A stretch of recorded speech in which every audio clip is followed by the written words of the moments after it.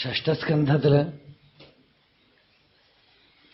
അദ്ഭുതമായ ഒരു ഉപാഖ്യാനം പറയാനുണ്ട്, വൃത്രോപാഖ്യാനം. അത് നാളെ രാവിലെ. ഇപ്പോ സപ്തമസ്കന്ധത്തില് പ്രഹ്ലാദ ചരിത്രത്തിലേക്ക് കടക്കാണ്.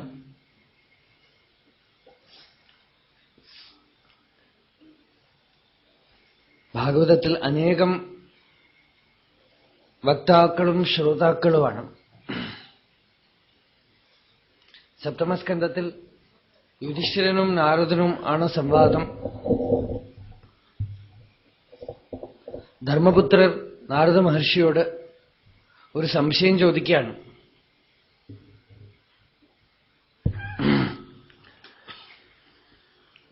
രാജസൂയ യാഗവേളയിൽ ഭഗവാൻ ശിശുപാലനെ വധിച്ചു.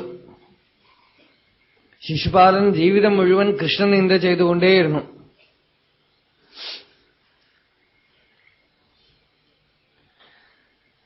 ശിശുപാലനെ ഭഗവാൻ രാജസൂയ യാഗവേളയിൽ വധം ചെയ്തു. അപ്പോൾ ശിശുപാലനിൽ നിന്നും ഒരു തേജസ് പുറപ്പെടുന്നതായിട്ടും അത് കൃഷ്ണനിൽ ലയിക്കുന്നതായിട്ടും അനേകം പേർ കണ്ടു. ധർമ്മപുത്രരും കണ്ടു. ധർമ്മപുത്രർക്ക് അത് വലിയ സംശയമായി. എത്രയോ ഭക്തന്മാര് ഭഗവാനെ പ്രാപിക്കാനായിട്ട് ശ്രമിക്കണു, അവർക്കൊന്നും കിട്ടാത്തൊരു ഭാഗ്യം. ജീവിതം മുഴുവൻ ഇയാൾ ചെയ്ത ഒരേ പണി ഭഗവാനെ നിന്ദിക്കുക, ചീത്ത വിളിക്കുക.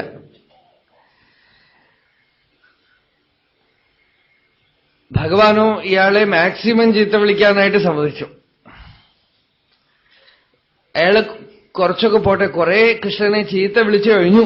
ഇനി വേണ്ടാന്ന് വെക്കുകയാണെങ്കിൽ ചീത്ത വിളിക്കാൻ വേണ്ട ഏർപ്പാടൊക്കെ ഉണ്ടാക്കിയിട്ട് ചീത്ത വിളിപ്പിക്കും, നിന്ദിപ്പിക്കും.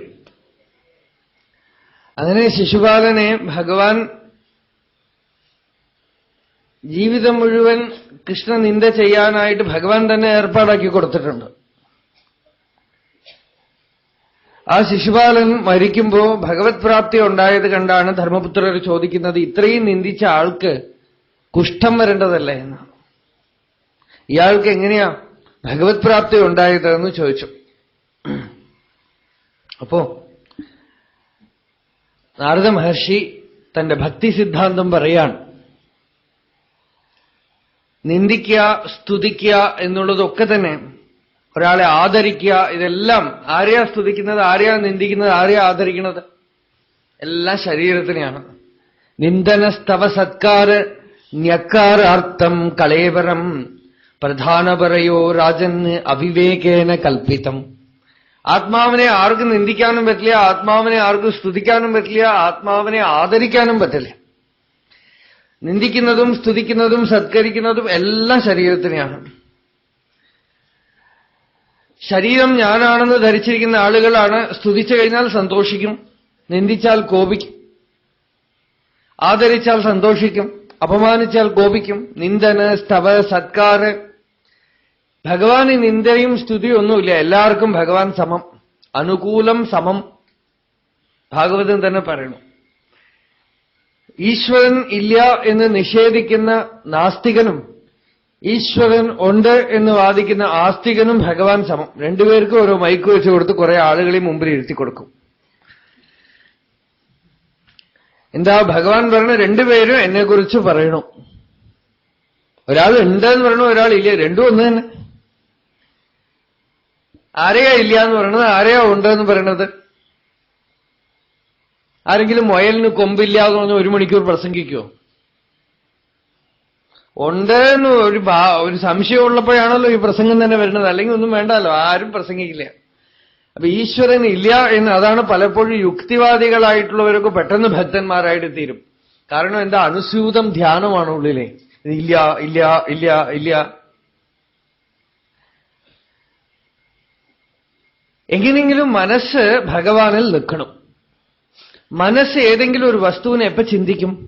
എന്തെങ്കിലും ഒരു വികാരത്തിനെ ആശ്രയിച്ചാലേ ചിന്തിക്കുള്ളൂ.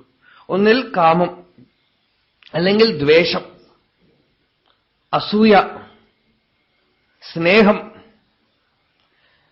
ഭക്തി, ഇതൊക്കെയാണ് പ്രബല വികാരങ്ങൾ. സഖ്യം, ഈ വികാരങ്ങളെയൊക്കെ വെച്ചുകൊണ്ടാണ് എന്തെങ്കിലും ഒരു വസ്തുവിനെ മനസ്സ് സ്മരിക്കുക. നിങ്ങൾ ആരെങ്കിലും ഇത്ര ദിവസമായല്ലോ, ഈ തൂണിനെ ആരെങ്കിലും സ്മരിച്ചിട്ടുണ്ടോ? ആ തൂണ് ഉദാസീനം, അതിനോട് നമുക്ക് ദ്വേഷവുമില്ല, സ്നേഹവുമില്ല, അസൂയയുമില്ല, അല്ലേ? അടുത്തിരിക്കുന്ന ആളുകളെയോ അവരെയോ വേണമെങ്കിൽ എന്തെങ്കിലുമൊക്കെ ഉണ്ടാവാം, അല്ലെങ്കിൽ പരിചയമുള്ള ആളുകളോട് വേണമെങ്കിൽ എന്തെങ്കിലുമൊക്കെ ഒരു ഭാവം ഉണ്ടാവാം, അതൊക്കെ മനസ്സിൽ വരും. പക്ഷേ ഈ തൂണ്, ഫാന്, ഇതൊന്നും നമ്മൾക്ക് ഒരു പ്രശ്നമില്ല. അപ്പൊ നമുക്ക് എന്തെങ്കിലും വികാരമുള്ള വസ്തു നമ്മളുടെ മനസ്സിൽ വരും. മനസ്സില് ഭഗവാൻ വരണം, ലോകത്തിലുള്ള ഒരു വസ്തുക്കളും വരരുത് എന്ന് ആർക്ക് നിർബന്ധമുണ്ടോ അവര് ലോകത്തിലുള്ള വസ്തുക്കളോടൊക്കെ തന്നെ ഉദാസീന ഭാവവും ഭഗവാനോട് എന്തെങ്കിലുമൊക്കെ ഒരു ഭാവവും വെക്കണം എന്നാണ് നാരദന്റെ സിദ്ധാന്തം. ഭക്തി ചെയ്യണ്ടേ? ഭക്തി ചെയ്യണമെന്ന് നിർബന്ധമൊന്നും ഇല്ലാത്രേ. നാരദൻ പറയണത് ഒന്നിൽ ഭഗവാനോട് ഭക്തി ചെയ്യുക. എന്താ ഭക്തി ചെയ്താൽ എന്താ? ജീവിതം മുഴുവൻ സുഖമായി ആനന്ദമായി പ്രിയത്തോടെ ഇരിക്കാം. ഭക്തി ഇല്ലെങ്കിൽ അല്പം ദേഷ്യപ്പെടുക, ചീത്ത വിളിക്കുക, അല്ലെങ്കിൽ നിന്ദിക്കുക, അസൂയപ്പെടുക ഭഗവാനെ കണ്ടിട്ട്, അല്ലെങ്കിൽ ഭഗവാനോട് കാമം വയ്ക്കുക. എന്തൊക്കെ നമുക്ക് വികാരമുണ്ടോ ആ വികാരമൊക്കെ ഭഗവാന് കൊടുക്കുക എന്നാണ്. കൃഷ്ണാവതാരത്തിൽ കാളിയൻ വിഷം കക്കണത് കണ്ട് കൃഷ്ണൻ ചോദിച്ചു, നീ സർപ്പമായിരിക്കുന്നതല്ല, എന്തിനാ ഇവിടെയൊക്കെ വിഷം കാക്കിയത്? കാളിയൻ പറഞ്ഞു, നിങ്ങൾ വിഷം തന്നതുകൊണ്ട് വിഷം കാക്കി, അമൃതം തന്നാ അമൃതം കാക്കാം. അന്നാണല്ലോ ഇപ്പൊ എന്നെ ഈ വിഷത്തോടുകൂടെ സൃഷ്ടിച്ചത്. നമുക്ക് എന്ത് വികാരമാണോ ഉള്ളത് ആ വികാരത്തിനെ തസ്മിന്നേവ ഭഗവാനിൽ തന്നെ അർപ്പണമാണ്. അതിന് ഭഗവാന്റെ നേരെ തിരിച്ചുവിടാണ്.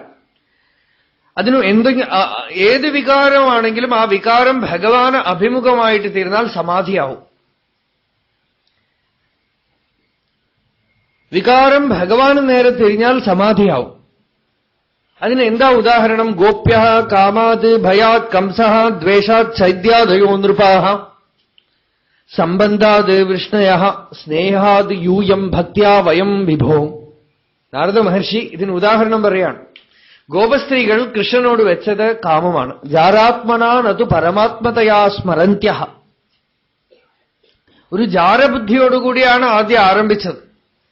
ക്രമേണ ക്രമേണ ക്രമേണ മനസ്സ് ഭഗവാനിൽ നിൽക്കും തോറും ഇവരുടെ വാസനകളൊക്കെ പോവുകയും ചെയ്തു. ആ വസ്തു ശുദ്ധമായ ഹൃദയത്തിൽ പ്രകാശിക്കുകയും ചെയ്തു. ജാരാത്മന ഗോപ്യ കാമാത് ഭയാത് കംസഃ. കംസന് പേടിയാണ്. ഇതിന് സംരംഭയോഗം എന്നാണ് പറയണത് നാരദൻ. സംരംഭയോഗം എന്ന് വെച്ചാൽ വിപരീത ഭാവത്തിൽ ബ്രഹ്മത്തിനെ ധ്യാനിക്കാം, വിപരീത ഭാവത്തിൽ ഈശ്വരനെ ധ്യാനിക്കാം. അപ്പൊ മനസ്സ് പ്രബലമായി അവിടെ നിൽക്കണു. കംസന് ഭയമാണ്. രാവും പകലും ഇപ്പൊ കൃഷ്ണൻ വരുമോ, ഇപ്പൊ കൃഷ്ണൻ വരുമോ, പേടിയാ, ഉറങ്ങാൻ വയ്യ. എന്തിനെ കണ്ടാലും കൃഷ്ണനായിട്ട് തോന്നുന്നു. വാൽമീകി രാമായണത്തിൽ മാരീച്ചൻ എങ്ങനെയാണ്? രാമന്റെ അസ്ത്രത്തിന്റെ ഊക്കറിഞ്ഞ ശേഷം സന്യാസിയായിട്ടിരിക്കുകയാണ് മാരീച്ചൻ. രാവണൻ ചെന്ന് വിളിക്കുമ്പോ പറഞ്ഞു, എന്നെ വിളിക്കരുത്, രാ എന്നൊരു അക്ഷരം ഇടരുതെന്നാണ്. രത്നം എന്ന് പറയരുത്, അത്രേ രഥം എന്ന് പറയരുത്. എന്താ അതിലൊക്കെ രാ ഉണ്ടെന്നാണ്. രകാരാദീനി നാമാനി രാമത്രസ്തസ്യ രാവണ രത്നാനി ച രഥാശൈവ വിത്രാസം ജനയന്തിമേ. എനിക്ക് രത്നം രഥം എന്നൊക്കെ പറഞ്ഞാൽ തന്നെ പേടിയാണ്. രാ എന്നൊരു അക്ഷരമുണ്ട്. രാമനെ കണ്ട് ഭയന്ന ശേഷം ഭയസമാധിയാണ് മാരീചൻ. മാരീചൻ പറയണത്, എന്റെ അവസ്ഥ എന്താ അറിയോ? ഞാൻ എവിടെ നോക്കിയാലും ഇവിടെ ഞാൻ വൃക്ഷം കാണുന്നില്ല, ഇവിടെ ഞാൻ ആകാശമോ ഭൂമിയോ കാണുന്നില്ല. വൃക്ഷേ വൃക്ഷേ ഹി പശ്യാമി ചീരാജിന ജടാധരം ഗൃഹീത ധനുഷം രാമം പാശഹസ്തമിവാന്തകം. കയ്യിൽ ധനുസ് കോദണ്ഡം പിടിച്ചുകൊണ്ട് നിൽക്കുന്ന രാമനെയാണ് ഓരോ വൃക്ഷത്തിലും ആകാശത്തിലും ഭൂമിയിലും ഒക്കെ ഞാൻ കാണുന്നതെന്ന്. മാരീചൻ അങ്ങനെ സർവം രാമസ്വരൂപമായിട്ടാണ്. രാത്രി ഉറങ്ങാൻ വയ്യ. ഉദ്ഭ്രമാമി പുനഃ. ഉറക്കത്തിൽ രാമനെ കണ്ടിട്ട് പേടിച്ചിട്ട് എഴുന്നേക്ക.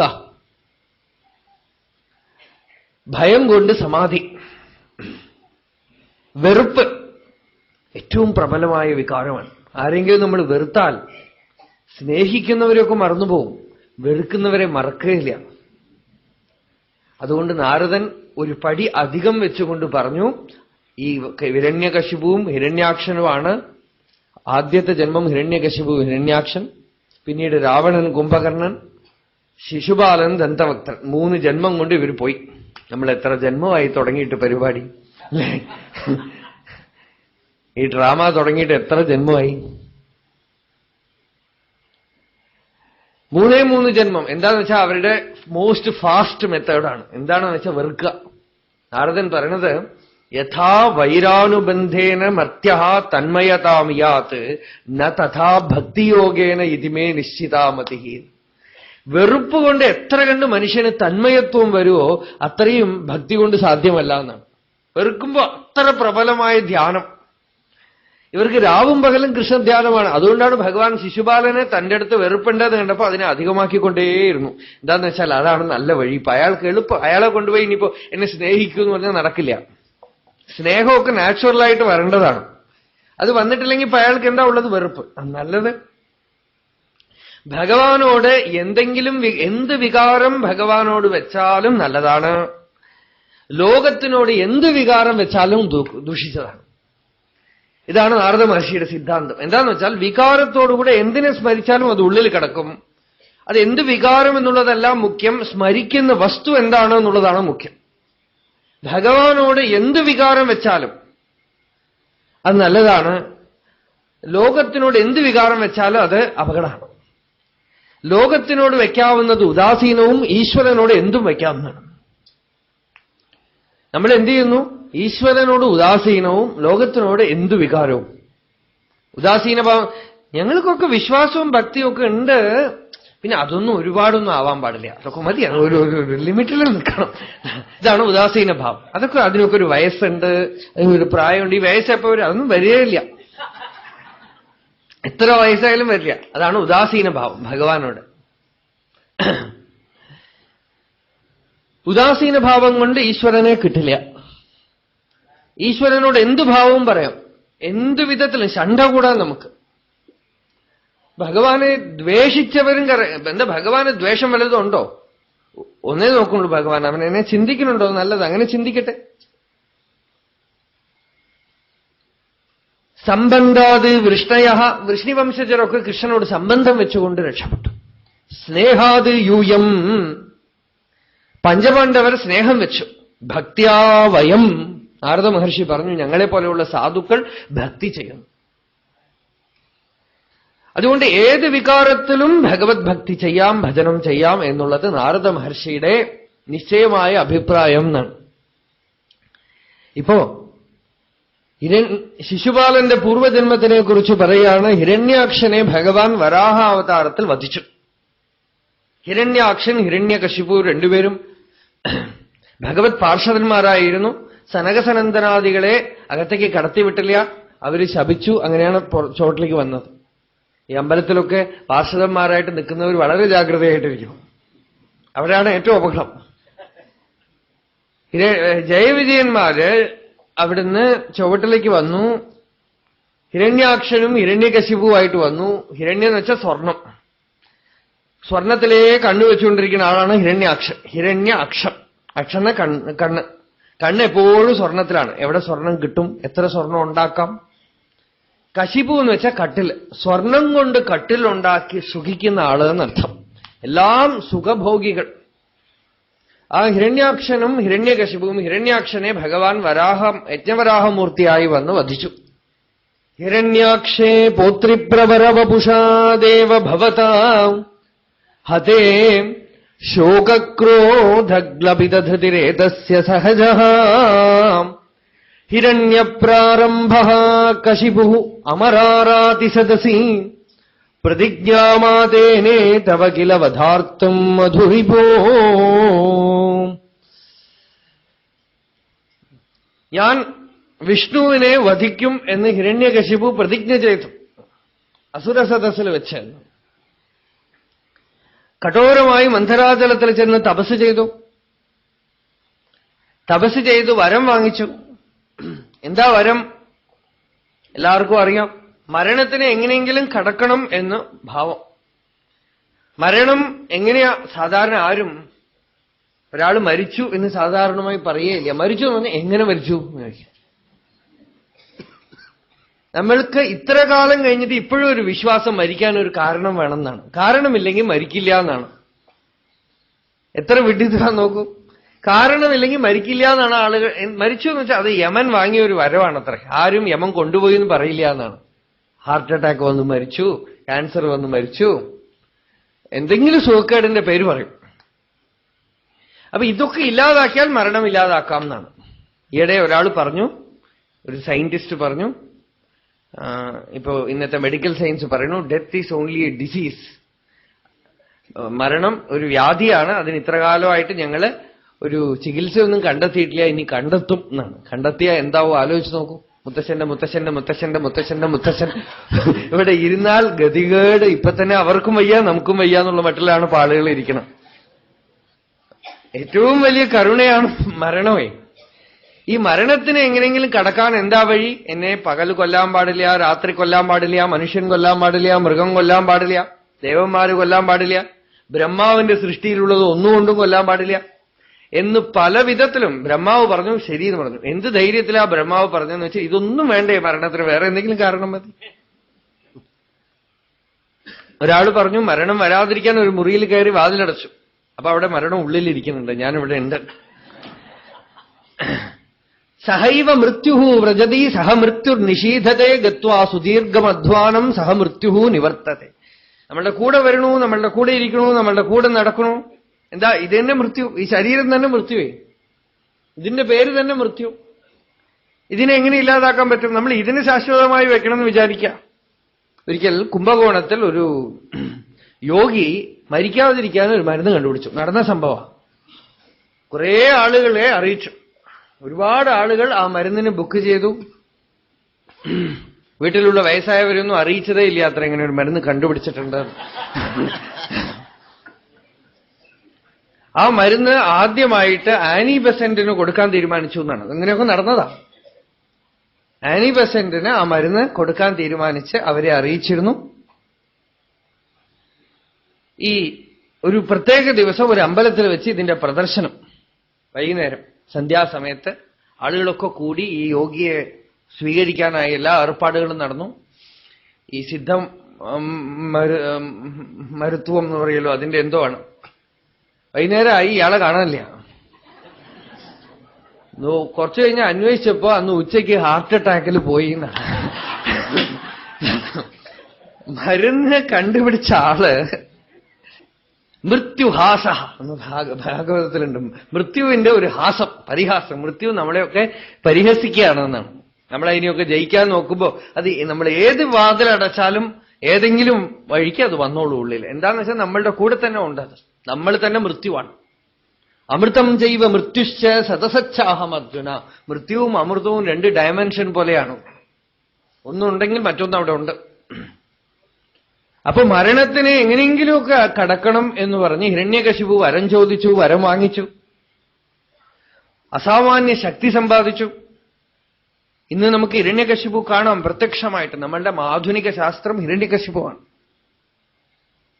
അത് നിഷിദ്ധമായിട്ടുള്ള അർത്ഥത്തിലല്ല പറയണത്. എല്ലാ സുഖസാമഗ്രികളും നേടി കുറെയൊക്കെ തന്നെ ഭൗതികമായി ശാരീരികമായ പ്രശ്നങ്ങളെ പരിഹരിക്കാൻ വേണ്ടിയുള്ള വസ്തുക്കളൊക്കെ കണ്ടുപിടിച്ചു വച്ചിരിക്കുന്നു. ഹിരണ്യകശിപു ചെയ്തതൊക്കെ ചെയ്യുന്നുണ്ട്. പാതാളത്തിലേക്ക് ചെന്ന് നോക്കി, ബ്രഹ്മാണ്ടം മുഴുവൻ അന്വേഷിച്ചു. വിഷ്ണു എവിടെയെന്ന് അന്വേഷിച്ചു, വിഷ്ണു ഇല്ല എന്നാണ്. സഖല് ജിതവക്കാശി നിവവൃത്തെ. വൈകുണ്ഠത്തിൽ ചെന്ന് നോക്കിയത്രേ, വിഷ്ണു ഇല്ല ഇവിടെ. വിഷ്ണുവിനെ അന്വേഷിച്ച് വൈകുണ്ഠത്തിൽ ചെന്നതാണ്, വിഷ്ണു ഇല്ല എന്നാണ്. എന്തുപറ്റി? ബഹിർദൃഷ്ടേഹേ അന്തർധതിത ഹൃദയേ സൂക്ഷ്മവപുഷ. ഇവൻ ബഹിർദൃഷ്ടിയാണ്, ഇവൻ പുറത്തേക്ക് നോക്കുകയുള്ളൂ, ഉള്ളിലേക്ക് നോക്കില്ല എന്ന് ഭഗവാൻ അറിയാം. അതുകൊണ്ട് ഇവന്റെ ഹൃദയത്തിലേക്ക് തന്നെ ഇരുന്നു. ബാക്കിയൊക്കെ അന്വേഷിക്കുന്നുണ്ടേ. ഇന്ന് സയൻസും ചെയ്യണത് അതാണല്ലോ, എല്ലാം അന്വേഷിക്കുന്നുണ്ട്. അന്വേഷിച്ച് ഒരു ഏറ്റവും പരമാണുവിന്റെ ഉള്ളിലേക്ക് കിടക്കണവരെ വന്നു കഴിഞ്ഞു. ആറ്റത്തിന്റെ ഉള്ളിൽ ചെന്ന് അന്വേഷിക്കായി, ബ്രഹ്മാണ്ടത്തിലൊക്കെ അന്വേഷിക്കായി, സമുദ്രത്തിന്റെ ഉള്ളിൽ ചെന്ന് എത്രയോ ആയിരക്കണക്കിന് കിലോമീറ്റർ ഭൂമിയുടെ ഉള്ളിൽ കുഴിച്ചുകൊണ്ടുപോയി അന്വേഷിക്കാൻ പോണു. അത്രേ കുറെയൊക്കെ അന്വേഷിച്ചു കഴിഞ്ഞു. സമുദ്രത്തിലെ വെള്ളമൊക്കെ കുഴിയിലൂടെ ഇറങ്ങി പോവാവോ? ജപ്പാനിൽ ചെയ്യാൻ പോവാണ്. ഭൂമിയിൽ കുഴിച്ചുള്ളിലേക്ക് പോവുകയാണെന്നാണ്. 1000കണക്കിന് കിലോമീറ്റർ. എന്തിനാവും?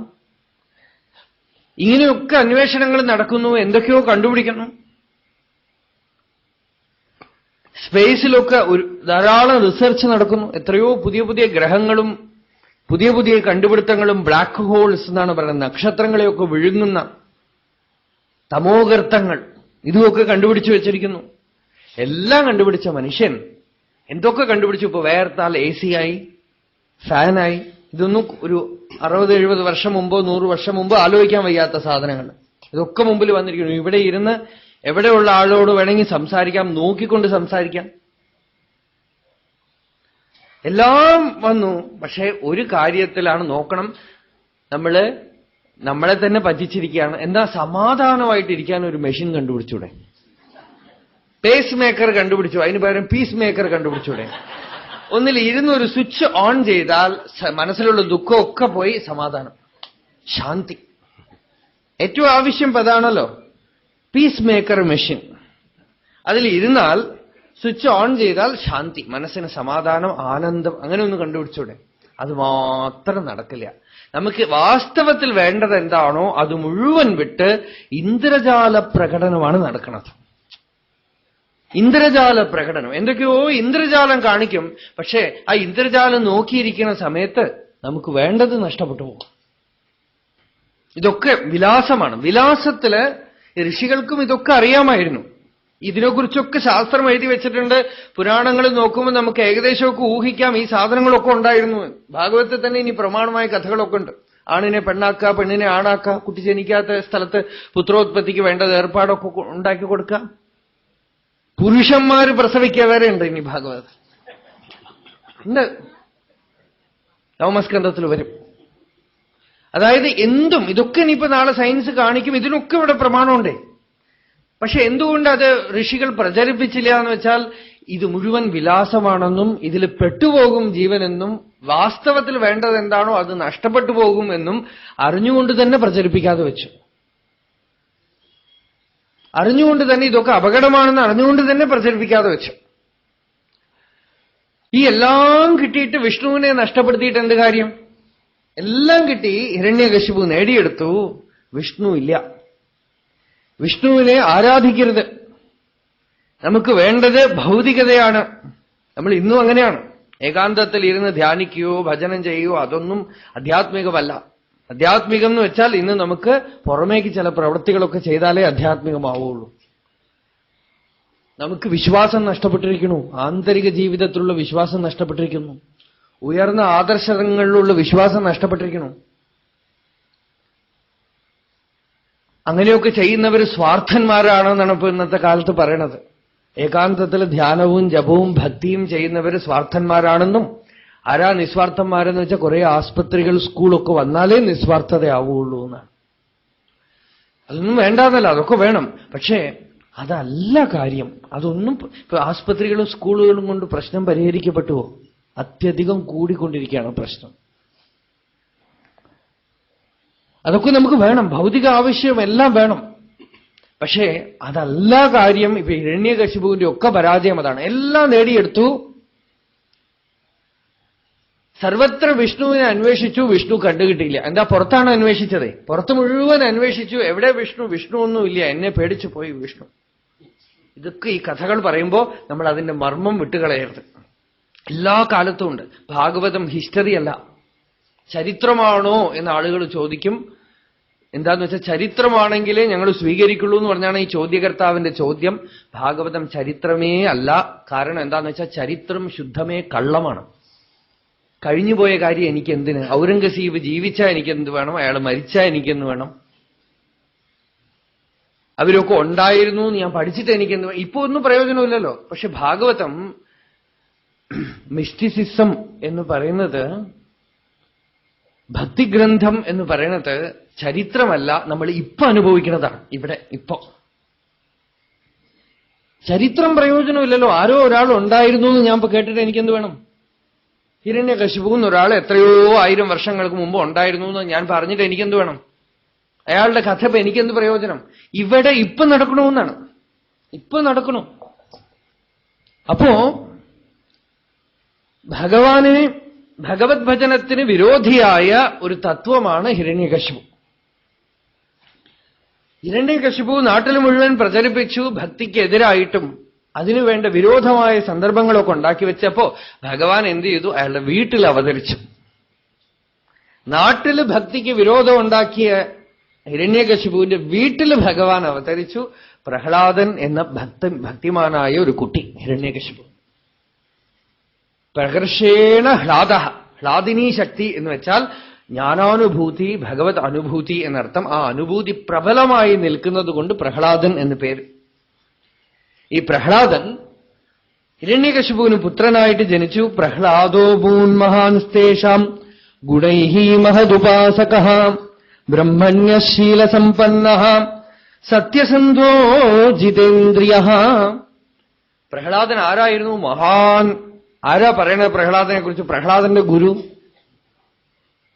ഗുരു ശിഷ്യനെ കുറിച്ച് പറയാണ്. മഹാൻ, അവൻ മഹാത്മാവായിരുന്നു, ഇന്ദ്രിയ നിഗ്രഹമുള്ളവനായിരുന്നു, ഭഗവത് ഭക്തനായിരുന്നു. എന്നാ ഉദ്വിഗ്ന ചിത്ത. നാരദൻ പറയാണ്, എന്തൊക്കെ തന്നെ പുറമേക്ക് നടന്നാലും പ്രഹ്ലാദൻ ഉള്ളിൽ ചലിക്കില്ല എന്നാണ്. നോദ്വിഗ്ന ചിത്തോ വ്യസനേഷു നിസ്പൃഹ. ആ പ്രഹ്ലാദൻ ചെറിയ കുട്ടിയായിരിക്കുമ്പോ വാസുദേവേ ഭഗവതി യസ്യ നൈസർഗികീ രതി. ഭക്തി ആരെങ്കിലും പറഞ്ഞു കൊടുത്തിട്ട് വന്ന ഭക്തിയല്ലാത്രേ. തുളസി വളരുമ്പോ തന്നെ മണത്തോടെ സുഗന്ധത്തോടെ വളരും. അതുപോലെ ഭക്തി പ്രഹ്ലാദന് ജന്മനാ ഉണ്ട്. നൈസർഗികീ രതി. പറഞ്ഞുകൊടുത്ത് വരുന്ന ഭക്തിക്കും സഹജമായിട്ട് വരുന്ന ഭക്തിക്കും വ്യത്യാസമുണ്ട്. കുട്ടിക്ക് കളിപ്പാട്ടങ്ങളൊക്കെ വാങ്ങിച്ചു കൊടുത്തു ഹിരണ്യകശിപു. ആ കളിപ്പാട്ടമൊക്കെ കുട്ടി മാറ്റിവെച്ചു. കളിപ്പാട്ടത്തിലൊന്നും രുചിയില്ല. ന്യസ്തക്രീഡന ഗോപാലോ ജഡവത്തന്മനസ്തയാ കൃഷ്ണഗ്രഹ ഗൃഹീതാത്മാ നവേദ ജഗദീദൃശം ആസീനഃ സംവിശൻ തിഷ്ഠൻ ആസീനഃ പര്യടൻ അശ്നൻ ശയാനഃ പ്രഭിവൻ ബ്രുവൻ നാനുസന്ധത്തയേതാനി ഗോവിന്ദ പരിരംഭിതഃ ക്വചിദ്രുദതി വൈകുണ്ഠചിന്താശബളചേതനഃ ക്വചിത് ഹസതി തച്ചിന്താഹ്ലാദ ഉദ്ഗായതി ക്വചിത് നദതി ക്വചിദുത്കണ്ഠോ വിലജ്ജോ നൃത്യതി ക്വചിത് തദ്ഭാവനായുക്തഃ തന്മയോനുചകാരഃ ക്വചിദുത്പുളകഃ തൂഷ്ണീമാസ്തേ സംസ്പർശനിർവൃതഃ അസ്പന്ദ പ്രണയാനന്ദ സലിലാമീലിതേക്ഷണഃ. പ്രഹ്ലാദന്റെ ഭാവസമാധികളെയൊക്കെ പറയാം. ഈ ശ്ലോകം വ്യാഖ്യാനിച്ച് അർത്ഥം പറയാൻ ഒക്കില്ല. ന്യസ്തക്രീഡന ഗോപാലോ. കളിപ്പാട്ടങ്ങളൊക്കെ കയ്യിൽ വെച്ചുകൊണ്ടിരിക്കുമ്പോഴും കളിപ്പാട്ടങ്ങളൊക്കെ മാറ്റിവെച്ച് ഭാവസമാധി സ്ഥിതിയിൽ കുട്ടിയിരിക്കുന്നു. ജഡവത് തന്മനസ്തയാ. കുട്ടിക്ക് എന്തെങ്കിലും ഗ്രഹബാധ വന്നുവോ എന്ന് വിചാരിക്കുന്നതാണ് അങ്ങനെ കിടക്കുന്നത് കണ്ടാൽ. രാമകൃഷ്ണ പരമഹംസർ ചെറിയ കുട്ടി. ഒരു ദിവസം അമ്മ അമ്പലത്തിലേക്ക് എവിടെയോ ദൂരത്ത് പോകുമ്പോ കയ്യിൽ കുറച്ച് മലര് കൊടുത്തിട്ടുണ്ട്, പൊരി. മലര് തുണിയിൽ വെച്ച് കെട്ടിക്കൊണ്ട് പാടത്തിലൂടെ ആ മലരും കുറിച്ചുകൊണ്ടേ നടക്കണം. ചെറിയ കുട്ടിയായിരിക്കുമ്പോ. അപ്പോ പാടത്തൂടെ നടക്കുമ്പോ ആകാശത്തില് കാർമേഘം, മേഘാവൃതമായിരിക്കുന്നു ആകാശം. കറുത്ത് ഇരുണ്ട ആ ആകാശത്തില് വെളുത്ത കൊക്കുകൾ ആകാശത്തിൽ ഇങ്ങനെ പറന്നു പോകുന്നു. ആ വലാഹങ്ങളെ കണ്ടപ്പോ പെട്ടെന്ന് ഭാവം മാറി. മനസ്സ് താഴ്ന്ന തലം വിട്ട് എത്രയോ ഉയർന്ന് എവിടെയോ പോയി. ആ വരമ്പില് ബാഹ്യബോധം നഷ്ടപ്പെട്ട് സമാധിയിലേക്ക് വീണു. 3 ദിവസത്തേക്ക് ഉണർന്നില്ല എന്നാണ്. അതിനുശേഷം എന്തോ കുട്ടിക്ക് ബാധയായി വെച്ച് പേടിച്ചു. എണീപ്പിച്ചപ്പോ പറഞ്ഞു, ഞാൻ പരമാനന്ദത്തിലായിരുന്നു, ഞാൻ ആനന്ദ നിർവൃത്തിയിലായിരുന്നു എന്നാണ്. ലോകം എന്താണെന്ന് ഞാൻ അറിഞ്ഞില്ല. കിമപി സതതബോധം കേവലാനന്ദരൂപം നിരുപമം അതിവേലം നിത്യമുക്തം നിരീഹം നിരവധി ഗഗനാഭം നിഷ്കലം നിർവികൽപ്പം ഹൃദി കലയതി വിദ്വാൻ ബ്രഹ്മപൂർണം സമാധൗ. ആ സമാധി സുഖത്തിൽ ഞാൻ ഇരിക്കുകയായിരുന്നു. പ്രഹ്ലാദൻ ചെറിയ കുട്ടിയായിരിക്കുമ്പോ എല്ലാം മറന്ന് ജഡത്തിനെ പോലെ, ശരീരം ജഡം പോലെ ആയിത്തീർന്ന് അവിടെ വീണു. ചിലപ്പോ എന്തോ ഒരു ഗ്രഹബാധ കുട്ടിക്ക്. എന്ത് ഗ്രഹമാ? കൃഷ്ണഗ്രഹഗൃഹീതാത്മാ. കൃഷ്ണൻ ഒരു ഗ്രഹം പോലെ പിടിച്ചു എന്നാണ്. നമ്മൾ ഭഗവാനെ പിടിക്കുന്നതിനും ഭഗവാൻ നമ്മളെ പിടിക്കുന്നതിനും വ്യത്യാസമുണ്ട്. നമ്മൾ ഭഗവാനെ പിടിക്കുമ്പോ എങ്ങനെയാ? ജപം ചെയ്യുക, ധ്യാനം ചെയ്യുക, പ്രാണായാമം ചെയ്യുക, ഏകാഗ്രമായിട്ടിരിക്കുക, ഇതൊക്കെ നമ്മളുടെ പ്രക്രിയ. ഭഗവാൻ നമ്മളെ പിടിക്കുമ്പോഴോ നമ്മൾ ഓടിയാലും രക്ഷയില്ല, ഭാവം നമ്മളെ പിടിക്കും. കൃഷ്ണൻ ഇങ്ങോട്ട് വന്ന് ഗ്രഹം പോലെ പിടിച്ചു എന്നാണ്. പിത്ത് വിട്ട് ഉനൈനേർ പിത്തനാക്കിനൈ, പൈത്തിയം പെയ്ത്തനം വിട വിടാ പേയായി പിടിത്ത് എന്നെ பேயனாக்கினை என் அருணாச்சலம். ரமண பகவான் ஒரு பாட்டுல சொல்றார், இந்த அகங்காரங்கிற பேய் என்னை பிடிச்சுட்டு இருந்தது, அதை விட்டு நீ ஒரு பேய் மாதிரி எனக்குள்ள பூந்து என்னை பிடிச்சுட்டு என்னையே ஒரு பேயா ஆக்கிவிட்டேன். பேயனாக்கினை என் அருணாச்சலம். பகவத் பாவம் உள்ள பூந்து நம்மளை பிடிச்சுக்கிறதுக்கும் நம்ம பகவானை பிடிச்சுக்கிறதுக்கும் ரொம்ப வித்தியாசம். பகவான் பிடிச்சுக்கிறார்னா துரத்தி துரத்தி பிடிச்சுப்பார். ஆக்கிரமிய ஆத்மனி அவஸ்திதம். மாணிக்கவாசகர் சொல்ற, எத்தனையோ பேர் தபஸ் பண்றா, அவளையெல்லாம் விட்டு அந்த ஈஸ்வரன் வேதம் பூரா தேடுற அந்த பரமபொருள் என்னை தேடி தேடி தேடி தேடி பிடிச்சது. நான் விட்டு ஓடணும்னு பார்த்தாலும் அடிச்சு அடிச்சு உதைச்சு உதைச்சு பிடிச்சுதான். உதைக்கிறதுல என்ன துக்கத்தை கொடுத்து கொடுத்து தன்கிட்டக்கு இழுத்துண்டுதான். இந்த ஆச்சரியத்தை எப்படி வர்ணிக்கிறது, எப்படி சொல்றது? இந்த மாதிரி எல்லாம் பக்தாளோட அனுபவம். பிரகலாதனுக்கு அந்த மாதிரி அந்த பாவசமாதி நிலையில கிருஷ்ணன்கிற கிரகம் பிடிச்சுன்னு இருக்கான். கிரகபாதை. கிருஷ்ணனும் ஒரு கிரகம். ஜாதகத்தை பார்த்தா நவகிரகங்கள் இல்லை, ஒரே கிரகம் தான். கிருஷ்ண கிரக கிரகீதாத்மானவேத ஜெகதீதிருஷம் ஆசீனஹாம் பர்யடன் அஸ்னன். எல்லாரும் போலையும் சாப்பிடுறான், நடக்கிறான், பேசுறான், எல்லாம் பண்றதையும் அனுசந்தத்தையேதானி கோவிந்த பரிரம்பிதா. இதெல்லாம் அனுசந்தானமே பண்ணல. நான் சாப்பிடுறேன், நான் தூங்குறேன், நான் நடக்கிறேன் அப்படின்னு நான் ஒட்டிக்காம எல்லாமே அந்த பாவ நிலையிலேயே இருக்கு. சரீரம் நடக்கிறது, சரீரம் உட்கார்றது, சரீரம் பேசுறது, சரீரம் விவகாரம் பண்றது, எதுலையுமே நான் நடக்கிறேன், நான் தூங்குறேங்கிற பாவமே இல்லை. சாதாரணமா நமக்கு எல்லாத்துலயும் ஒட்டிக்கும், ஞானிகளுக்கு ஒட்டிக்காம இருக்கும். அந்த நான்கிறது அதுல ஒட்டிக்காம இருந்துட்டானா இந்த பிரவர்த்திகள்லாம் நடக்கிறதையும் சமாதி நிலையிலேயே இருப்பாவா. ஆசீனஹா சம்விஷன் பர்யடன் அஸ்னன் சயானஹா பிரபிபன் ப்ருவன் ந அனுசந்தத்தயேதானி கோவிந்த பரிரம்பிதா क्वचित् द्रुदति वैकुण्ठ चिन्ता शबनचेतनः. ചിലപ്പോ അഴறது, ചില സമയം കരയുന്നു. ക്വചിത് ഹസതി തച്ചിന്താഹ്ലാദ ഉദ്ഗായതി ക്വചിത്. ചിലപ്പോ ഉറക്കെ ചിരിക്കുന്നു. അതുകൊണ്ടൊക്കെയാണ് ഭ്രാന്ത് എന്നൊക്കെ പറയണത്. ചിലപ്പോ കരയുന്നു, ചിലപ്പോ ചിരിക്കുന്നു. ക്വചിത് ഹസതി തച്ചിന്താഹ്ലാദ ഉദ്ഗായതി ക്വചിത് നദതി ക്വചിത് ഉത്കണ്ഠോ വിലജ്ജോ നൃത്യതി ക്വചിത് ക്വചിത് തദ്ഭാവനായുക്ത തന്മയോനുചകാര.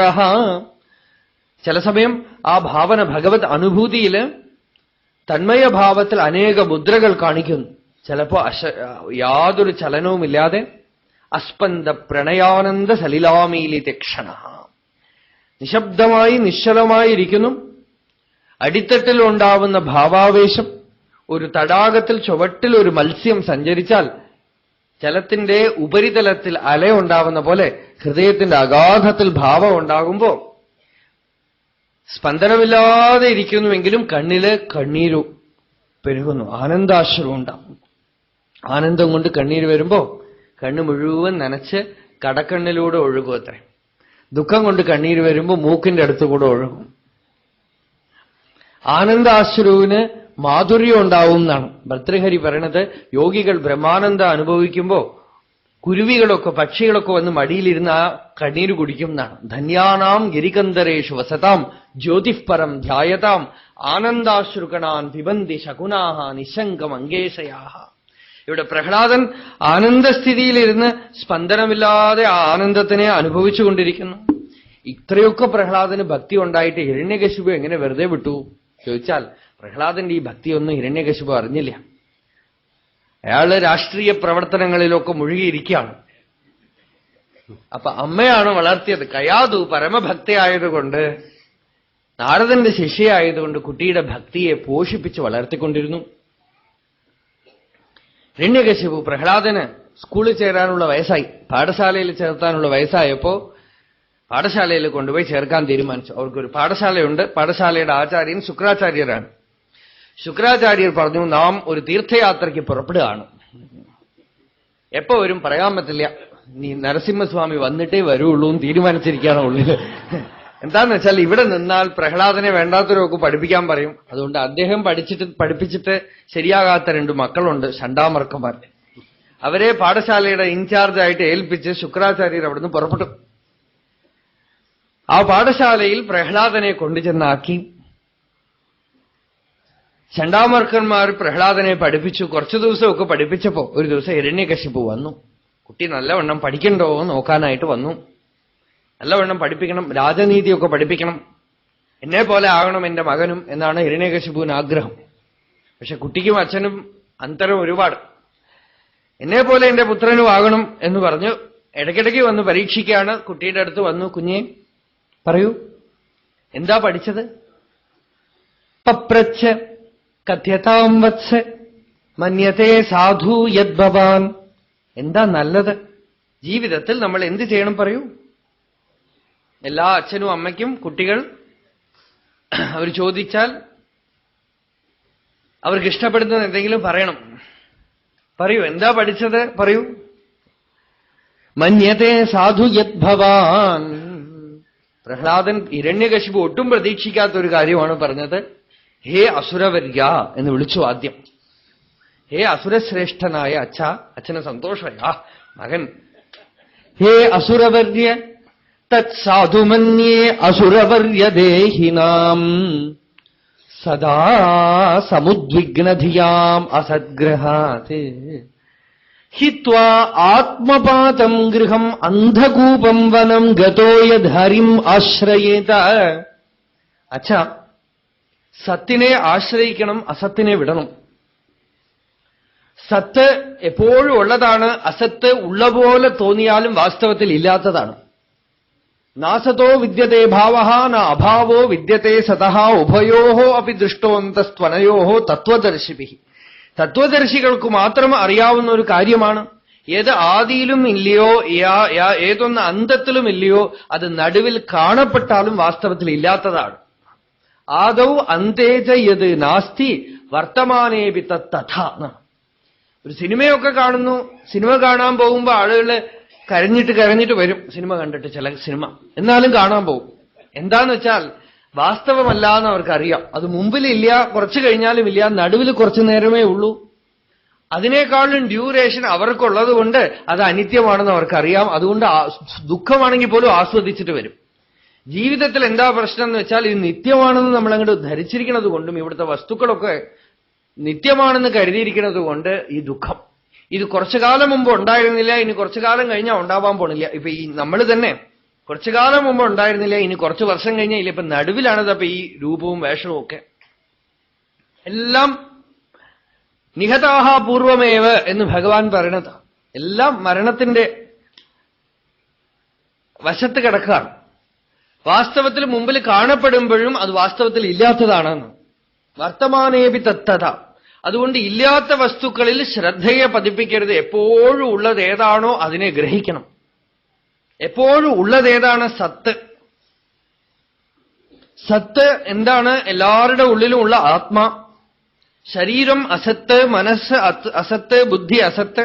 അതാണ് ഏറി വന്നാൽ ചീത്ത വിളിക്കാവുന്ന വാക്കെന്താ? അസത്ത് എന്ന് പറയുന്നത്. ഇല്ലാത്ത വസ്തുവേ എന്നാണ് അർത്ഥം. ശരീരാദികൾ അസത്ത്, ആത്മാ നിത്യവസ്തു സത്ത്. അതുകൊണ്ട് നമ്മളുടെ എല്ലാവിധ ചാഞ്ചല്യത്തിനും മനസ്സിന്റെ പെടച്ചലിനും കാരണം അസത്തിനെ ആശ്രയിക്കലാണ്.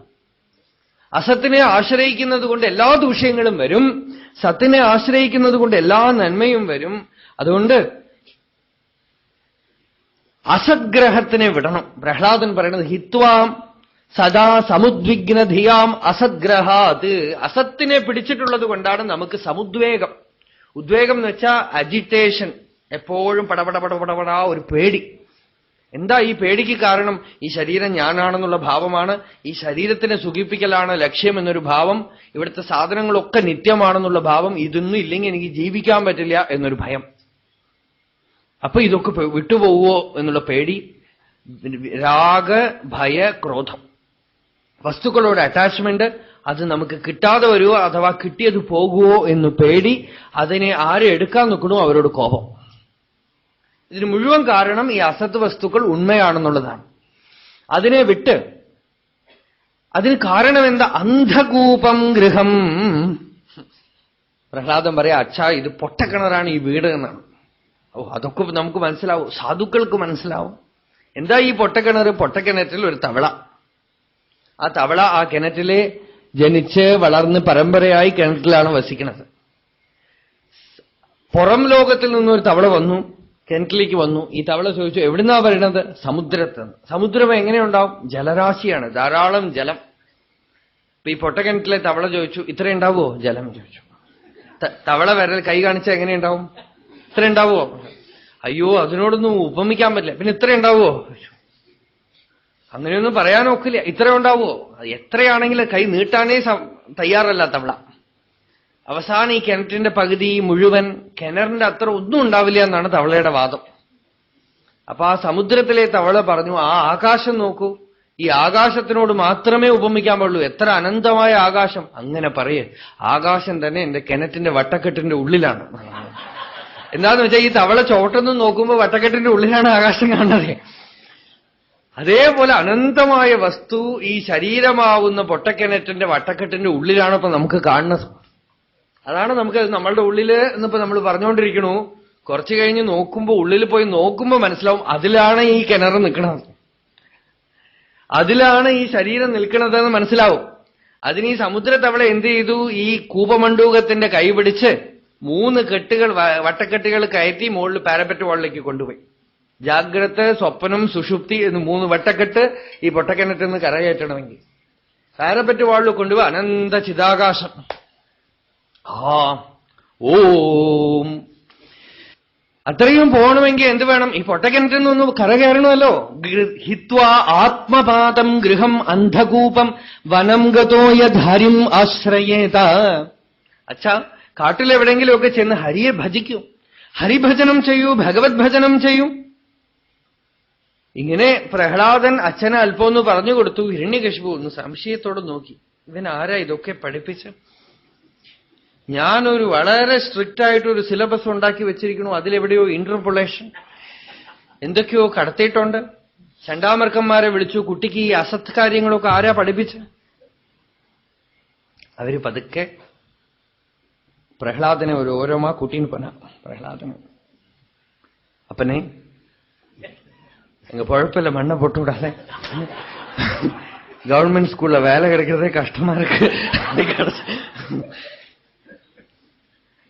வத்ச பிரஹ்லாத பத்ரம் தே சத்யம் கഥയ മാമൃഷാ. പ്രഹ്ലാദ സത്യം പറയൂ, കള്ളം പറയരുത്. പ്രഹ്ലാദന് സത്യം പറയൂന്ന് ഇവര് പറഞ്ഞു കൊടുക്കണം. ബുദ്ധിഭേദ പരകൃത ഉദാഹോതേ സ്വതഃ ഭവത്. തനിക്ക് ഈ ചീത്ത ബുദ്ധി എവിടുന്ന് കിട്ടി? വിഷ്ണു ഭജനം ഭക്തി എന്നൊക്കെ നമ്മൾ ഹിരണ്യകശിപുവിനെയൊക്കെ കാര്യമായിട്ട് പറയണം. നമ്മളുടെ ഇടയിൽ എത്ര ഹിരണ്യകശിപുക്കൾ ഉണ്ടറിയോ? ഭക്തിയും ഭജനം ഭാഗവതം ഒക്കെ വരും. പക്ഷെ അവരവരുടെ മക്കളും മറ്റും ഈ വഴിക്കൊക്കെ തിരിഞ്ഞാലുണ്ടല്ലോ അവരുടെ സ്വഭാവം മാറും.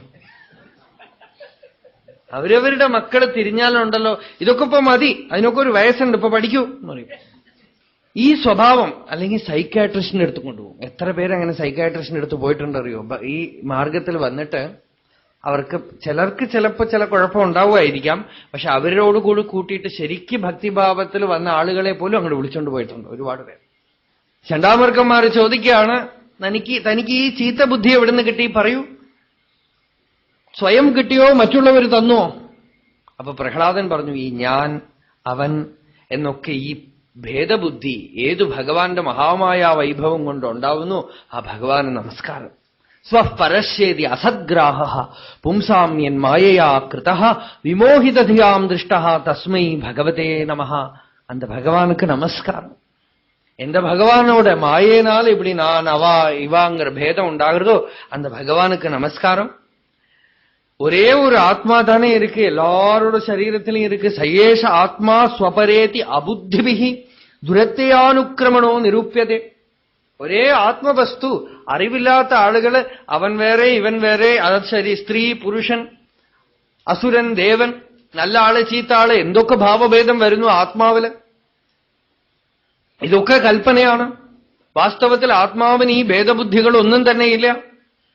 അങ്ങനെ ആത്മസ്വരൂപിയായിരിക്കുന്ന ഭഗവാന്റെ അടുത്ത് ഞാൻ എങ്ങനെ പോയി എന്ന് ചോദിച്ചാൽ, കാന്തത്തിനോട് ഇരുമ്പിനെ എന്തിനെ ആകർഷിക്കണമെന്ന് ചോദിച്ചാൽ കാന്തത്തിന് അറിയില്ല. അതതിന്റെ സ്വഭാവം. ഇരുമ്പിനോട് കാന്തത്തിന്റെ അടുത്ത് എന്തിനെ പോയി ചോദിച്ചാൽ ഇരുമ്പിനും അറിയില്ല, അതും അതിന്റെ സ്വഭാവം. അതുപോലെ ഭഗവാൻ എന്നെ ആകർഷിക്കണം. ചണ്ടാമർക്കന്മാര് പറഞ്ഞു, ചൂരൽ കൊണ്ടുവാടാ. ആനീയതാം അരേ വേത്രം, നല്ല ചൂരൽ വടി കൊണ്ടുവരൂ. ദൈതേ ചന്ദനവനെ ജാതോയം കണ്ടകദ്രുമഹ, ഈ രാക്ഷസന്മാരാവുന്ന ചന്ദനക്കാട്ടിൽ ഒരു മുൾച്ചെടി. അങ്ങനെയാണ് എല്ലാവർക്കും അവരവരുടെ നാറ്റം മണമായിട്ടും മറ്റുള്ളവരുടെ മണം നാറ്റമായിട്ടും തോന്നും. അവർക്ക് അസുരന്മാരൊക്കെ ചന്ദനക്കാടും പ്രഹ്ലാദൻ മുൾച്ചെടിയും. രാമകൃഷ്ണ പരമഹംസരുടെ ഒരു കഥയുണ്ടല്ലോ. മത്സ്യം പിടിക്കാൻ പോയ ആളുകള് മത്സ്യ വിൽപ്പനയൊക്കെ കഴിഞ്ഞ് കുറെ സ്ത്രീകൾ തിരിച്ചു വരുന്നു. നേരെ ഇരുട്ടി. അപ്പൊ കിടക്കാൻ കിട്ടിയത് ഒരു പൂക്കാരിയുടെ വീടാണ്. രാത്രി ആ പുഷ്പത്തിന്റെ സുഗന്ധത്തിൽ ഇവർക്ക് ഉറങ്ങാനേ പറ്റില്ല. ഇവര് ഉമ്മർത്ത് പോയി ആ മീൻ കൊട്ട എടുത്തുകൊണ്ടുവന്ന് അടുത്ത് വെച്ച് ഇത്തിരി വെള്ളം തെളിച്ചപ്പോ നല്ല സുഖം. അതിന്റെ ആ ഗന്ധം വന്നപ്പോഴാണത്ര ഇവർക്ക് ഉറക്കം വന്നത്. ഇവർക്ക് ഇവരുടെ ദുർഗന്ധം സുഗന്ധമാണ്. ഈ ചണ്ടാമർക്കന്മാര് പറയാണ്, ഞങ്ങളൊക്കെ ചന്ദനക്കാട്, ഇവൻ കണ്ടകദ്രുമം, അടിക്കൂ എന്നൊക്കെ പറഞ്ഞു. പക്ഷെ ഒന്നും ചെയ്തില്ല. എന്താന്ന് വെച്ചാൽ ഹിരണ്യകശിപുവിന്റെ പുത്രനാണ്, ധൈര്യമായിട്ട് ഒന്നും ചെയ്യാൻ വയ്യ. പിന്നെയും പഠിപ്പിച്ചു, കുറെയൊക്കെ അർത്ഥശാസ്ത്രം പഠിപ്പിച്ചു. പണം എങ്ങനെ ഉണ്ടാക്കണം എന്ന് പഠിപ്പിച്ചു, എങ്ങനെ രാജ്യഭരണം ചെയ്യണം എന്ന് പഠിപ്പിച്ചു, യുദ്ധം എങ്ങനെ ചെയ്യണം, എല്ലാം പഠിപ്പിച്ചു.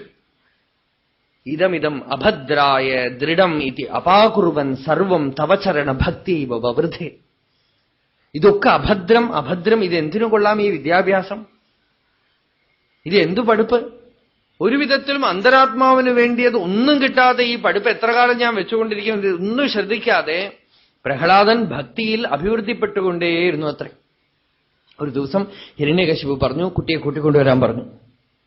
പ്രഹ്ലാദൻ വന്നു, അച്ഛന്റെ മുമ്പിൽ വീണ് നമസ്കരിച്ചു. അച്ഛനെടുത്തു മടിയിൽ വെച്ചു. ആരോപ്യ അംഗം അവഘ്രായ, നെറ്റിയിൽ ചുംബിച്ചു. കണ്ണിൽ കണ്ണീര് വന്നു എന്നാണ്. തന്റെ കുട്ടിയാണല്ലോ പ്രിയം. കണ്ണീര് വന്നു. ശിരസിൽ കൈവച്ച് ആശീർവദിച്ചു. പ്രഹ്ലാദ് അനുച്യതാം താത് സ്വധീതം കിഞ്ചിതുത്തമം കാലേന ഏതാവതാ ആയുഷ്മൻ യഥശിക്ഷത് ഗുരോർഭവാൻ. കുഞ്ഞെ, ഗുരുവിൽ നിന്ന് നീ എന്താണോ പഠിച്ചത്, ഹേ ആയുഷ്മന്, എന്നുവെച്ചാൽ ഞാൻ വധിക്കാൻ ശ്രമിച്ചാലും നീ മരിക്കില്ല. അച്ഛന്റെ വക ആശീർവാദമാണ്. ഹേ ആയുഷ്മൻ, എന്താണ് ഗുരുവിൽ നിന്ന് പഠിച്ചതോ അത് പറയൂ. പ്രഹ്ലാദൻ പറഞ്ഞു, അച്ഛനും ഇങ്ങനെ ഒരു ബുദ്ധി തോന്നിയല്ലോ, സത്സംഗത്തിലുള്ള ഒരു രുചി. ശ്രവണം കീർത്തനം വിഷ്ണോഹം സ്മരണം. ഗുരു എന്ന് വെച്ചാൽ ചണ്ടാമർക്കന്മാരെ ഓർമ്മയില്ല പ്രഹ്ലാദന്. ഗുരു എന്ന് വെച്ചാൽ ഒരേ ഒരു ഗുരുവേ ഉള്ളൂ, നാരദ മഹർഷി. ഇവരെ ആരും ഓർക്കണു? ഗുരുവിൽ നിന്ന് എന്താ പഠിച്ചതെന്ന് ഹിരണ്യകശിപു ചോദിച്ചപ്പോ പ്രഹ്ലാദൻ വിചാരിച്ചത്, ആഹാ, അച്ഛനും ഭഗവത് തത്വം കേൾക്കാനുള്ള ആശ വന്നിരിക്കണം. ശ്രവണം കീർത്തനം വിഷ്ണോഹോ സ്മരണം പാദസേവനം അർച്ചനം വന്ദനം ദാസ്യം സഖ്യം ആത്മനിവേദനം ഇതി പുംസാർപ്പിത വിഷ്ണു ഭക്തിശ്ചേന്നവലക്ഷണ ക്രിയത്തെ ഭഗവത്യദ്ധ തന്മന്യേ അധീതം ഉത്തമം. പഠിച്ചതിൽ ഏറ്റവും ശ്രേഷ്ഠം എന്താണ്? ഭഗവത് ധർമ്മചര്യയായി പറഞ്ഞു. ഇവിടെ ആദ്യം എന്ത് വേണം? ആദ്യത്തെ പടി എന്താണ്? ഭഗവാൻ ശ്രോതവ്യ. പിന്നെ എന്താണ്? കീർത്തിതവ്യ. ആദ്യം ഭഗവാനെ ശ്രവിക്കണം, ചെവികുളിരെ കേൾക്കണം. ഭഗവത് കഥാദിഷു അനുരാഗ, ഭഗവത് കഥകളിൽ അനുരാഗം ഉണ്ടാകണം. ശ്രവണം, ചെവികുളിരെ ധാരാളം ഭഗവത് കഥകളെ കേൾക്കണം. വച്ചാ ബാക്കിയുള്ള അസത് വിഷയങ്ങൾ കേൾക്കരുത്. ഭഗവത് കഥകളെ ശ്രവണം ചെയ്യണം. ശ്രവണം ചെയ്ത് കുറെ കഴിയുമ്പോൾ സ്മരണം, തനിയെ സ്മരണം ഉണ്ടാവും ഉള്ളിൽ. മനസ്സ് അതിനെ തന്നെ സ്മരിക്കും, മനനം ചെയ്യും. പിന്നീടോ ഭഗവത് ഭക്തന്മാരുടെ പാദസേവ ചെയ്യണം. നമ്മുടെ അഹങ്കാരത്തിന് മെരുക്കിയെടുക്കാനാണ് ഈ പാദസേവനം. ശ്രവണം കൊണ്ട് ഭഗവാനാണ് ലക്ഷ്യമെന്ന് അറിഞ്ഞു, സ്മരണം കൊണ്ട് ഭഗവത് ധ്യാനം ഏർപ്പെട്ടു. അപ്പൊ സ്മരണം മുന്നോട്ട് പോകാൻ തടസ്സം എന്താ? ഈ അഹങ്കാരമാണ്. അഹങ്കാരത്തിനെ എങ്ങനെ മെരുക്കിയെടുക്കും? ഭഗവത് ഭക്തന്മാർക്കും ഭഗവാന്റെയും പാദദാസനാണ് താൻ എന്നുള്ള ഭാവം വളർത്തിക്കൊണ്ടേയിരിക്കുക. ദാസോഹം ദാസോഹം ദാസോഹം ദാസോഹം എന്ന് പറഞ്ഞാൽ കുറെ കഴിയുമ്പോൾ ഭഗവാൻ ആ ദാ എന്നുള്ളതിനെ കത്തിരിച്ചു വിടും അത്രേ. അപ്പൊ എന്താവും? സോഹം. അഹങ്കാരം പോയാൽ സോഹം. അതിനുമുമ്പ് സോഹം പറയാൻ പറ്റില്ല. ദാസോഹം എന്നുള്ള ഭാവം വെച്ചുകൊണ്ടേ ഇരുന്നാൽ ത്വദ്ഭൃത്യ ഭൃത്യ പരിചാരക ഭൃത്യ ഭൃത്യ ഭൃത്യസ്യ ഭൃത്യ ഇതിമാം സ്മരലോകനാഥ എന്ന ഭാവത്തോടെ ഇരിക്കുമ്പോ ഭഗവാൻ തന്നെ ആ ഭേദത്തിനെ എടുത്തു കളയും. ശ്രവണം കീർത്തനം, പതുക്കെ പതുക്കെ ഭഗവാനെ കുറിച്ച് കീർത്തിക്കും. സതതം കീർത്തയന്തോ മാം യഥന്തശ്ച ദൃഢവ്രതാ. നാമസങ്കീർത്തനം മാത്രമല്ല, നമ്മൾ കേൾക്കുന്ന കഥകളൊക്കെ ബാക്കിയുള്ളവരോട് പറയുക, കീർത്തിക്കുക, സങ്കീർത്തനം ചെയ്യുക. ശിവാനന്ദ സരസ്വതി ഋഷികേശിൽ കുറച്ചു കാലം മലേഷ്യയിൽ കുറച്ചു കാലം ഡോക്ടറായിരുന്നു. ഡോക്ടർ കുപ്പസ്വാമിന്ന് പേര്. അദ്ദേഹത്തിന്റെ വീട്ടിൽ ഡോക്ടറായിരിക്കുമ്പോൾ തന്നെ നാമസങ്കീർത്തനം നടത്തും. അടുത്ത് തന്റെ ഡോക്ടർമാരായിട്ടുള്ള സുഹൃത്തുക്കളെയൊക്കെ വിളിക്കും. എല്ലാവരെയും വെച്ചുകൊണ്ട് നാമസങ്കീർത്തനം ചെയ്ത് നർത്തനം ചെയ്യും, പാടും. ചിലരൊക്കെ ഭക്തി രുചിയുള്ളവർ വരും, ചിലര് ഇഷ്ടമില്ലാത്തവർ പതുക്കെ ഒഴിഞ്ഞു മാറും. പക്ഷെ എല്ലാവർക്കും ഇദ്ദേഹത്തിന് ഇഷ്ടമാണ്. അദ്ദേഹത്തിന്റെ സ്വഭാവശുദ്ധി കാരണം എല്ലാവർക്കും ഇഷ്ടമാണ്. പക്ഷെ ഈ ഒരു ദൂഷ്യമുണ്ട് അദ്ദേഹത്തിന്. അതുപോലെ എന്തെങ്കിലുമൊക്കെ വിശേഷം അവരവരുടെ വീട്ടിൽ അരിസ്റ്റോക്രാറ്റിക് സൊസൈറ്റിയാണ്. അപ്പൊ എന്തെങ്കിലും പാർട്ടിയൊക്കെ നടത്തും. അപ്പൊ ഇദ്ദേഹത്തിനെ വിളിക്കില്ല. അദ്ദേഹത്തിന്റെ ഒരു സുഹൃത്ത് എന്തോ ഒരു പാർട്ടിയൊക്കെ നടത്തി ഒരിക്കൽ. അപ്പൊ ശിവാനന്ദ സ്വാമി ഡോക്ടർ കുപ്പസ്വാമിയെ വിളിച്ചില്ല. കുപ്പസ്വാമി എന്ന് പേര് അദ്ദേഹത്തിന് വിളിച്ചില്ല. എന്താന്ന് വെച്ചാൽ ഇദ്ദേഹം നാമസങ്കീർത്തനമായിട്ട് വന്നുകളേ, ഒരു ചപ്പളാക്കട്ടി എടുത്തിന് വന്നിടുക. அதனால கூப்பிடல. அந்த பார்ட்டி நடந்து கொஞ்சம் 5 நிமிஷத்துல எங்கேயோ ஹார்மோனிய சத்தம் கேட்கறது. பார்த்தா இவர் உட்கார்ந்துருக்கார், சப்பலாக்கட்டையோட உட்கார்ந்துட்டு இருக்காரு. கூப்பிடவே இல்லை, வந்து உட்கார்ந்துருக்கார். அவர் போய் பார்த்தார். டாக்டர் குப்புசுவாமி, நீங்க எப்ப வந்த? நீ என்னை கூப்பிட மறந்து போயிட்ட, பரவாயில்ல, நீ என்னோட ஃப்ரெண்டு தானே, நானாவே வந்துட்டேன். அப்புறம் அந்த பார்ட்டி எல்லாம் நாமசங்கீர்த்தன பார்ட்டி ஆயிடுச்சு. சததம் கீர்த்தயந்தோ மாம் யதந்தஸ்ய திருடவ்ரதாஹ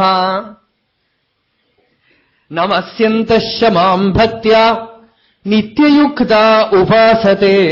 பகவான் கீதையில சொல்றார், எப்பவும் கீர்த்தனம் பண்ணிட்டே இருப்பா, நமஸ்காரம் பண்ணிட்டே இருப்பா.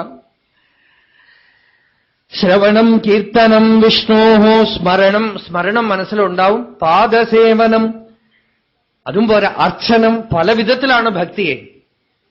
ഭഗവാനെ അർച്ചിക്കാം.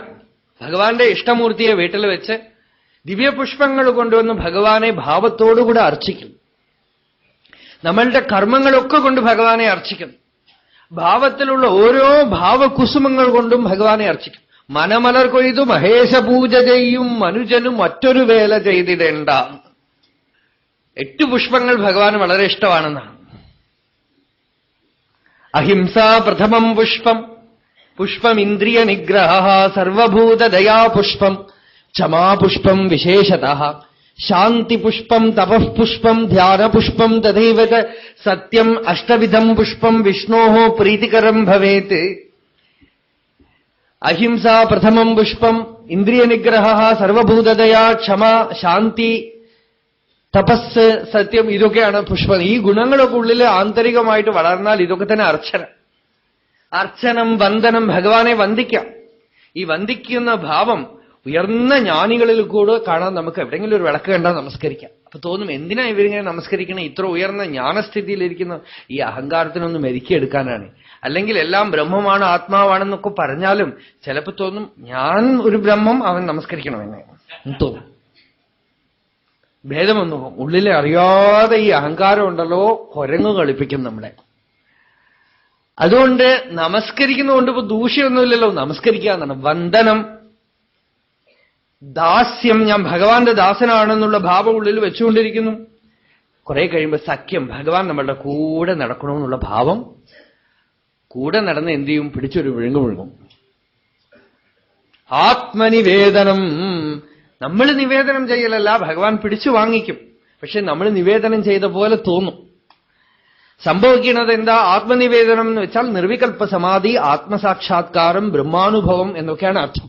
ആത്മനിവേദനത്തിന്. ആത്മനിവേദനം ചെയ്ത ആള് പിന്നെ ഉണ്ടാവില്ല. ആത്മനിവേദനം ചെയ്താൽ ആള് കഴിഞ്ഞു എന്നുവെച്ചാൽ ശരണാഗതിയായി എന്നർത്ഥം. വ്യക്തിത്വം പോയി, ജീവാഹങ്കാരം പോയി. ആത്മനിവേദനം എന്നുള്ളത് ഹൃദയം, ബാക്കിയുള്ളതൊക്കെ അംഗങ്ങൾ. ഈ നവധാഭക്തിയിൽ ആത്മനിവേദനം അങ്കി, ബാക്കിയുള്ളതൊക്കെ അംഗം. 8 അംഗം, ആത്മനിവേദനം അങ്കി.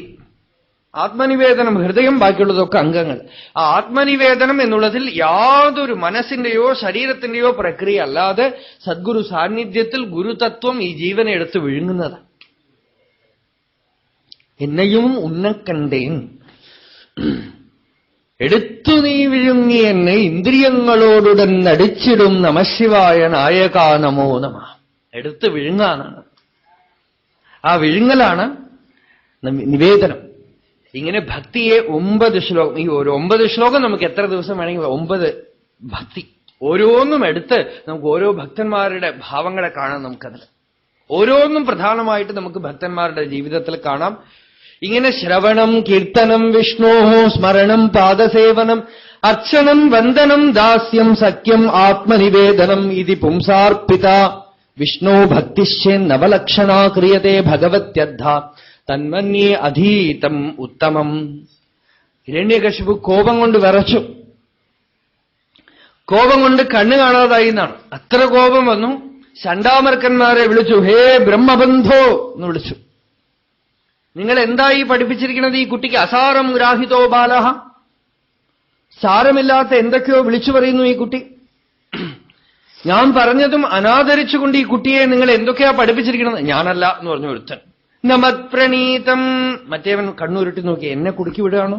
ന പരപ്രണീതം സുതോ വദത്യേഷ തവേന്ദ്രശത്രോ. ന മത്പ്രണീതം ന പരപ്രണീതം. ഞാൻ പഠിപ്പിച്ചതുമല്ല, ഇവൻ പഠിപ്പിച്ചതുമല്ല, വേറെ ആരെങ്കിലും പഠിപ്പിച്ചതുമല്ല. പിന്നെ എവിടുന്ന് വന്നു? വദത്യേഷ സുരേന്ദ്രശത്രു. ഇവൻ എവിടുന്ന് കൊണ്ടുവന്നു ഞങ്ങൾക്കറിയില്ല. ഈ വയസ്സിൽ ഇവൻ എങ്ങനെ ഇതൊക്കെ പഠിച്ചു? ഇവൻ ഇങ്ങനെയൊക്കെ പറയണമെന്ന് നിങ്ങളുടെ അടുത്ത് വന്ന് റിപ്പോർട്ട് ചെയ്യാനായി ഞങ്ങൾ 10 ദിവസമായി ബൈഹാർട്ട് ചെയ്തുകൊണ്ടിരിക്കണു, ഞങ്ങൾക്ക് സാധിച്ചിട്ടില്ല. സുതോ വദദ്യേഷ തവേന്ദ്രശത്രോ നൈസർഗികീയം മതിഹി. ഇവന് നിസർഗമായി ബുദ്ധിയാണ്. ഇവന്റെ ബുദ്ധിയിൽ ആരും പറഞ്ഞു കൊടുക്കാതെ ഈ കാര്യങ്ങൾ കയറി പറ്റിയിരിക്കണം. അതിന് ഞങ്ങൾ ഉത്തരവാദിയല്ല എന്ന് ചണ്ഡാമർക്കന്മാര് പറയേ. ഹിരണ്യകശിപു തിരശ്ചീനേന ചക്ഷുഷാം, വെറുപ്പോടുകൂടെ കോപത്തോടുകൂടെ പ്രഹ്ലാദനെ നോക്കിക്കൊണ്ട് ചോദിച്ചു, എവിടുന്ന് കിട്ടി തനിക്ക് ഈ ഭക്തി? അപ്പോഴും പ്രഹ്ലാദൻ വിചാരിച്ചത്, പ്രഹ്ലാദന് ഈ ദ്വേഷമേ അറിയില്ല. അച്ഛന് ഭക്തി വേണമെന്ന് ആഗ്രഹം, അതാണപ്പോ ചോദിക്കുന്നത്.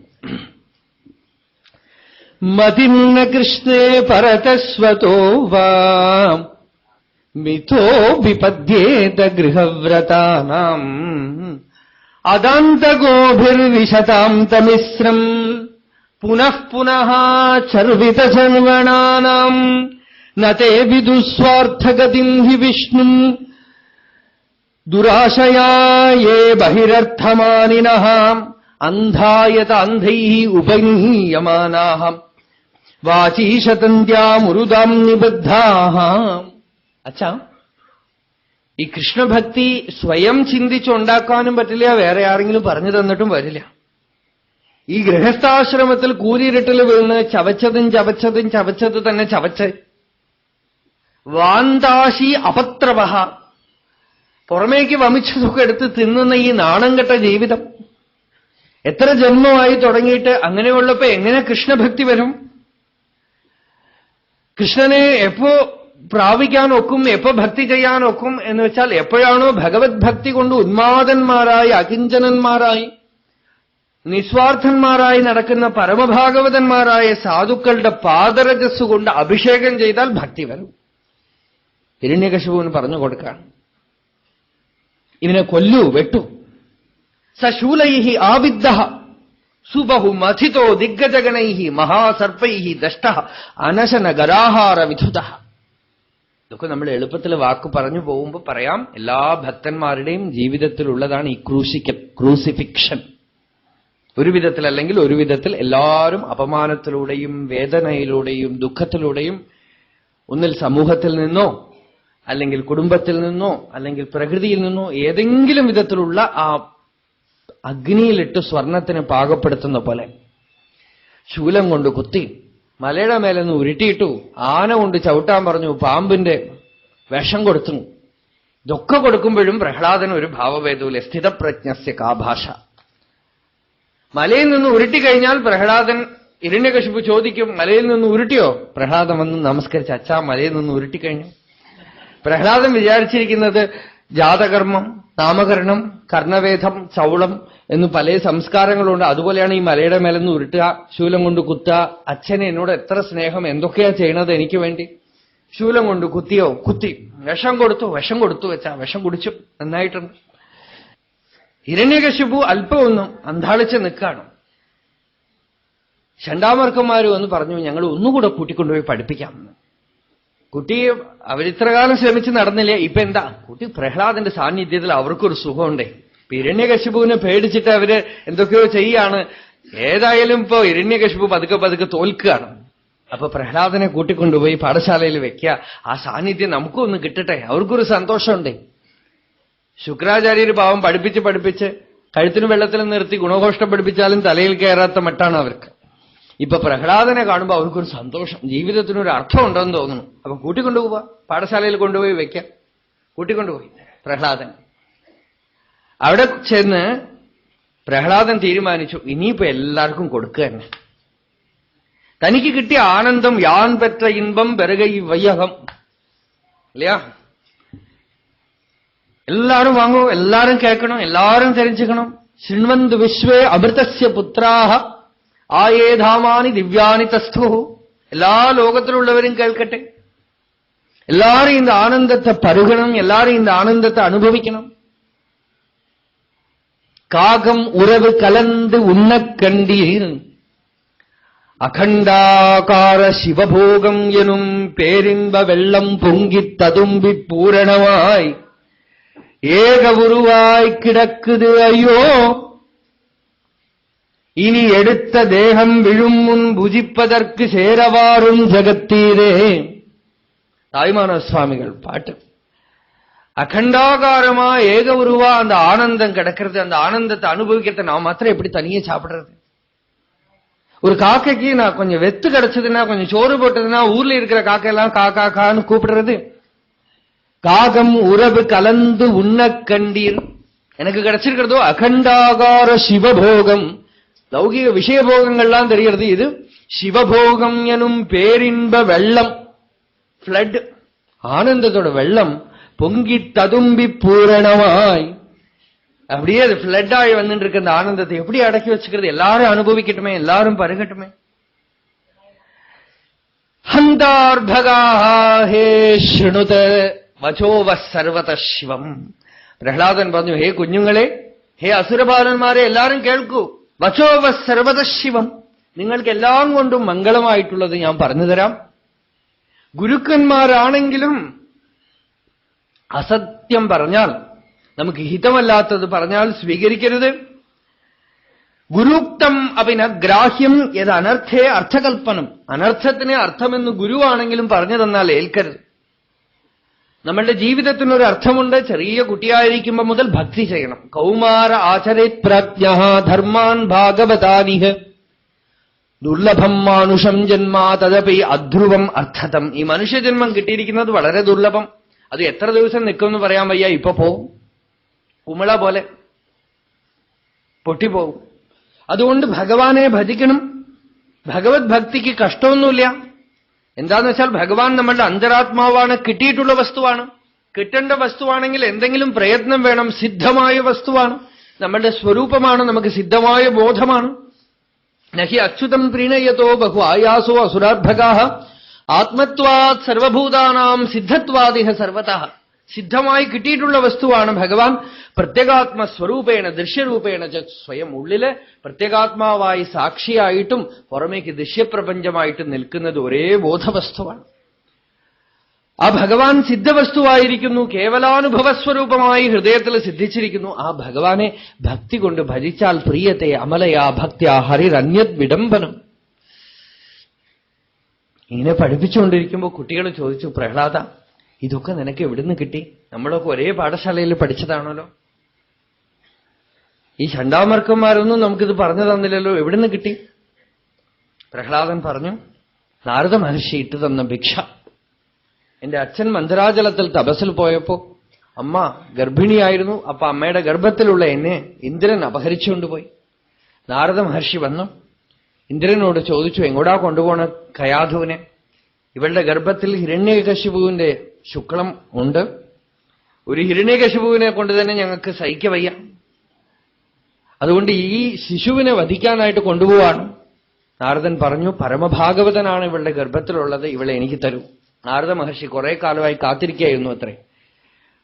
ആദ്യം നാരദ മഹർഷി എല്ലാവർക്കും ഈ പറഞ്ഞ പോലെ ഈ ആനന്ദം കൊടുക്കണമെന്ന് നാരദൻ ആഗ്രഹം. അതുകൊണ്ട് അദ്ദേഹം വിചാരിച്ചു, വയസ്സായവരൊക്കെ റിട്ടയർ ആയിട്ട് ഇരിക്കുന്നുണ്ടല്ലോ, അവർക്കൊക്കെ കൊടുക്കാം. അവരൊക്കെ ഇങ്ങനെ കേട്ടു, കുറെ തലയാട്ടും, ഇത്തിരി കുറച്ച് ഉറങ്ങും. കുറച്ച് ആളുകൾ കേട്ടിട്ട് നിങ്ങളുടെ പ്രസംഗം വളരെ നന്നായിരുന്നു എന്ന് പറഞ്ഞിട്ട് ഈ പറയുന്ന ആൾക്കൊരു സർട്ടിഫിക്കറ്റ് കൊടുത്തിട്ട് പോകും. നാരദന് തൃപ്തിയായില്ല. ശരി, ചെറുപ്പക്കാരായിട്ടുള്ള കുറെ ആളുകളെ പിടിക്കാം, യങ്സ്റ്റേഴ്സ്. അവരെയൊക്കെ പിടിച്ച് എന്തൊക്കെയോ പഠിപ്പിച്ചു, അവർ കുറെ മനസ്സിലാക്കിയൊക്കെ ചെയ്തു. ചിലരൊന്നും രുചിച്ചില്ല. അപ്പൊ നാരദൻ തീരുമാനിച്ചു, ചെറുപ്പക്കാരാണെങ്കിലും മനസ്സിൽ കളങ്കം വന്നു പോകണം, ചെറിയ കുട്ടികളെ വേണം പറഞ്ഞു മനസ്സിലാക്കിപ്പിക്കാൻ. കാര്യം വളരെ എളുപ്പമാണ്. ഇതൊന്നും ബുദ്ധി കൊണ്ട് പഠിക്കേണ്ട വിദ്യയൊന്നും അല്ലല്ലോ, ഒറിജിനൽ നോളേജാ. അപ്പോ ധ്രുവനെ പിടിച്ചു. ധ്രുവനോട് പറഞ്ഞു, കുഞ്ഞെ ഇങ്ങോട്ടാ പോണ്? തപസ്. എന്തിനാ തപസ് ചെയ്യണം? എന്നെ ചിറ്റമ്മ അപമാനിച്ചു. കുഞ്ഞെ ഈ അപമാനം സമ്മാനവും ഒക്കെ സമമായിട്ടെടുക്കൂ, തിരിച്ചു ചെല്ലൂ, വീട്ടിൽ ചെന്ന് സമാധാനത്തോടെ ഇരിക്കൂ. വരുന്ന ദുഃഖസുഖങ്ങളെയൊക്കെ സമഭാവത്തോടെ അനുഭവിച്ചാൽ തന്നെ ഭഗവാൻ പ്രീതനായി ക്രമേണ ഭഗവത് അനുഭവം ഉണ്ടാവും.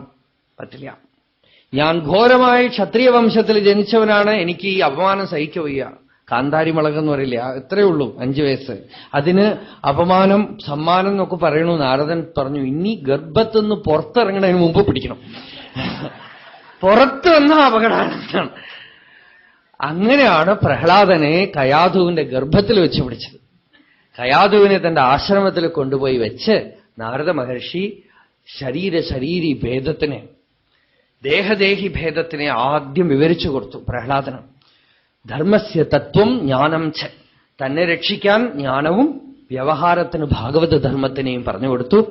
ശരീരം ഗർഭത്തിലുണ്ടാവുന്നു, ശരീരം ഗർഭത്തിൽ നിന്ന് പുറത്തു വരുന്നു, ശരീരം വളരുന്നു, ശരീരം പരിണമിക്കുന്നു, ശരീരം ക്ഷയിക്കുന്നു, ശരീരം നശിക്കുന്നു. ഇങ്ങനെ ശരീരത്തിന് 6 വിധത്തിലുള്ള നാശോന്മുഖമായ ലക്ഷണങ്ങളുണ്ട്. ബോധം നിത്യമാണ്, ബോധം അവ്യയമാണ്, ബോധം ക്ഷേത്രജ്ഞനാണ്, ബോധം സാക്ഷിയാണ്, ബോധം ശുദ്ധമാണ്, ബോധത്തിന് ജഡസമ്പർക്കമില്ല, സർവസ്വതന്ത്രമാണ്. അത് എപ്പോഴും ഒരു മാറ്റവുമില്ലാതെ ശരീരമൊക്കെ പരിണമിക്കുമ്പോഴും 90 വയസ്സായ ആള് 2 വയസ്സിലുള്ള ഒരു ഫോട്ടോ എടുത്ത് കാണിച്ചിട്ട് ഇത് എന്റെ ഫോട്ടോ ആണെന്ന് പറയണം. ആ ശരീരമൊക്കെ മാറിപ്പോയി, മനസ്സൊക്കെ മാറിപ്പോയി. എന്നാലും ഞാൻ മാറാതെ ഇരിക്കണു എന്നുള്ള അനുഭവം എല്ലാവരുടെ ഉള്ളിലുമുണ്ട്. ശരീരം മാറിയിട്ടും മനസ്സ് മാറിയിട്ടും ബുദ്ധി മാറിയിട്ടും ഞാൻ എന്നുള്ള അനുഭവം മാത്രം മാറാതെ ഇരിക്കുന്നു. ഈ അനുഭവം ജാഗ്രത, സ്വപ്നം, സുഷുപ്തി എന്ന 3 അവസ്ഥകളിലും മാറാതെ ഇരിക്കുന്നു. ജാഗ്രത അവസ്ഥയിൽ ശരീരമുണ്ട്, മനസ്സുണ്ട്, ഞാനുണ്ട്. സ്വപ്നാവസ്ഥയിൽ ശരീരമില്ല, മനസ്സ് മാത്രം പ്രവർത്തിക്കണു, ഞാനുണ്ട്. സുഖമായി ഉറങ്ങുന്ന സുഷുപ്തി അവസ്ഥയിൽ ശരീരവുമില്ല, മനസ്സുമില്ല, ഞാനുണ്ട്. വ്യക്തിത്വരൂപത്തിലുള്ള ഞാനില്ല, പക്ഷെ ജീവരൂപത്തിൽ ബോധരൂപത്തിലുള്ള ഞാനുണ്ട്. അപ്പോ ഞാൻ ശരീരമല്ല, ഞാൻ മനസ്സല്ല, സച്ചിദാനന്ദസ്വരൂപമായ നിത്യനിരന്തര കേവലാനന്ദസ്വരൂപമായ ബോധമാണ് എന്ന് ദൃഢമായി അറിയൂ എന്ന് കയാധുവിന് ഉപദേശിച്ചു. കയാധു അത് നഷ്ടപ്പെടുത്തി കളഞ്ഞു തൽക്കാലത്തേക്ക്. പക്ഷെ ഗർഭത്തിലുള്ള കുഞ്ഞ് പ്രഹ്ലാദൻ അത് മുഴുവൻ പിടിച്ചു. ബുദ്ധി കൊണ്ട് പറഞ്ഞ് മനസ്സിലാക്കേണ്ടതാണെങ്കിൽ ഗർഭസ്ഥ ശിശുവിന് ബുദ്ധി എവിടെ? അതുകൊണ്ടാണ് പറയുന്നത്, സത്സംഗത്തിൽ നിങ്ങൾക്ക് മനസ്സിലായില്ല എന്നുള്ള കംപ്ലൈന്റേ വേണ്ട. ശരണാഗതി ചെയ്തിട്ട് അങ്ങോട്ട് ഇരിക്കുക. ഹൃദയത്തുനിന്ന് പിടിച്ചെടുത്തോളും ഈ ബ്രഹ്മവിദ്യയെ. ബുദ്ധി കൊണ്ട് മനസ്സിലാക്കുകയാണെങ്കിൽ ഈ പ്രഹ്ലാദൻ എങ്ങനെ മനസ്സിലാക്കി? ഗർഭത്തിലുള്ള കുട്ടി എങ്ങനെ മനസ്സിലാക്കി? ബുദ്ധി തടസ്സമാണ് ചെയ്യണത്. അതാണ് ഈ ധ്രുവന് തടസ്സം വന്നത്, ബുദ്ധിയാണ്, മനസ്സാണ്. വേറെ പലർക്കും നാരദനെ ഉപദേശിച്ചിട്ട് ഏശാതിരിക്കാൻ കാരണം എന്താ? ഇവരുടെ സംശയം, ഇവരുടെ ബുദ്ധി, മനസ്സൊക്കെ കുറുകെ വരണം. അല്ലെങ്കിൽ ഒരു ആചാര്യൻ, അനുഭവസമ്പന്നനായ ഒരു ഋഷി നീ അപൂർണ വസ്തുവാണെന്ന് പറഞ്ഞാൽ നമ്മളുടെ റെസ്പോൺസ് എന്താണ്? അദ്ദേഹത്തിന് പറയാം എനിക്ക് ആയിട്ടില്ല. ഈ പറയുന്ന ആളാരാ?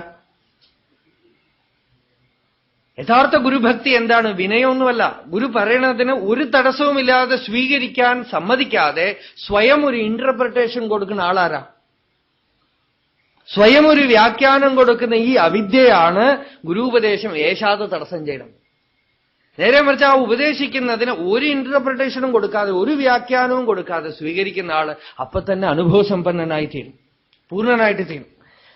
പ്രഹ്ലാദന് ബുദ്ധിയുടെ തടസ്സമോ മനസ്സിന്റെ തടസ്സമോ ഒന്നുമില്ല. ഗർഭത്തിൽ നിന്ന് നാരദ മഹർഷി ഉപദേശിച്ചത് മുഴുവൻ പിടിച്ചെടുത്തു. പുറത്തു വരുമ്പോ പൂർണ്ണനായിട്ട് വന്നു. ഒരു അപൂർണതയും കളങ്കവും ഏശാതെ പൂർണ്ണമായിട്ട് വന്നു. അതാണ് പ്രഹ്ലാദന്റെ മഹത്വം. പ്രഹ്ലാദൻ ഈ കഥയൊക്കെ നാരദ മഹർഷി തന്നെ അനുഗ്രഹിച്ചതൊക്കെ പറഞ്ഞു കൊടുത്തു. ഇങ്ങനെ പ്രഹ്ലാദൻ ഉപദേശിക്കുന്നത് കണ്ട് ചണ്ടാമർക്കന്മാർ പേടിച്ച് പ്രഹ്ലാദനെ കൊണ്ടുപോയി ഹിരണ്യകശിപുവിന്റെ മുമ്പിൽ കൊണ്ടുചെന്ന് നിർത്തി. ഇതാ നിങ്ങളുടെ മകൻ അവിടെ ഉള്ളവരെയൊക്കെ പഠിപ്പിക്കുകയാണിപ്പോ. അവിടെ ഇപ്പോ പ്രഭാഷണമാണ്, സത്സംഗമാണ്. അതുകൊണ്ട് ഇനി ഞങ്ങൾ വിചാരിച്ച് രക്ഷയില്ലേ, നിങ്ങൾ എന്തു വേണമെങ്കിൽ ചെയ്തോളൂ. നാരദോ വാച അഥ ദൈത്യസുതഃ സർവേ ശ്രുത്വാ തദനുവർണിതം ജഗൃഹുഃ നിരവധ്യത്വാനൈവ ഗുർവനുശിക്ഷിതം അഥാചാര്യസുതസ്തേഷാം ബുദ്ധിം ഏകാന്തസംസ്ഥിതാം ആലക്ഷ്യഭീതസ്ത്വരിതോ രാജ്ഞ ആവേദയത് യഥാ ശ്രുത്വാ തദപ്രിയം ദൈത്യോ ദുസ്സഹം തനയാനയം കോപാവേശജലദ്ഗാത്രഃ പുത്രം ഹന്തും മനോദധേ ക്ഷിപ്ത്വാ പരുഷയാ വാചാ പ്രഹ്ലാദം അതദർഹണം ആഹേക്ഷമാണഃ പാപേന തിരശ്ചീനേന ചക്ഷുഷാം പ്രശ്രയാവനതം ദാന്തം ബദ്ധാഞ്ജലിം അവസ്ഥിതം സർപ്പഃ പദാഹദൈവ ശ്വസൻ പ്രകൃതിദാരുണഃ ഹേ ദുർവിനീത ഹേ മന്ദാത്മൻ കുലഭേദകരാധമ സ്തബ്ധം മച്ഛാസുനോദ്ധൂതം നേഷ്യേ ത്വാദ്യ യമക്ഷയം ക്രുദ്ധസ്യ യസ്യ കമ്പന്തെ ത്രയോ ലോകാഃ സഹേശ്വരാഃ തസ്യ മേ അഭീതവൻ മൂഢ ശാസനം കിം ബലോത്യഗാഃ. ഹിരണ്യകശിപു ചോദിക്കാം, ഹേ മൂഢ, തനിക്ക് ബലം എവിടുന്നാ? തനിക്ക് എവിടുന്ന് ശക്തി കിട്ടി? എന്നെ കണ്ടാ ദേവന്മാരൊക്കെ വിറയ്ക്കും. അങ്ങനെയുള്ള എന്റെ മുമ്പിൽ യാതൊരു ഭയം കൂടാതെ നിൽക്കുന്നുവല്ലോ.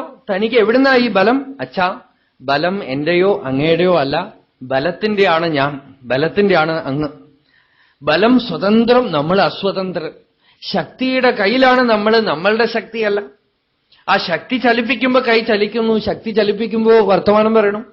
ശക്തിയുടെ കയ്യിൽ നമ്മൾ ഇരിക്കണു. ആ ശക്തിക്ക് വിഷ്ണു എന്നു പേര്.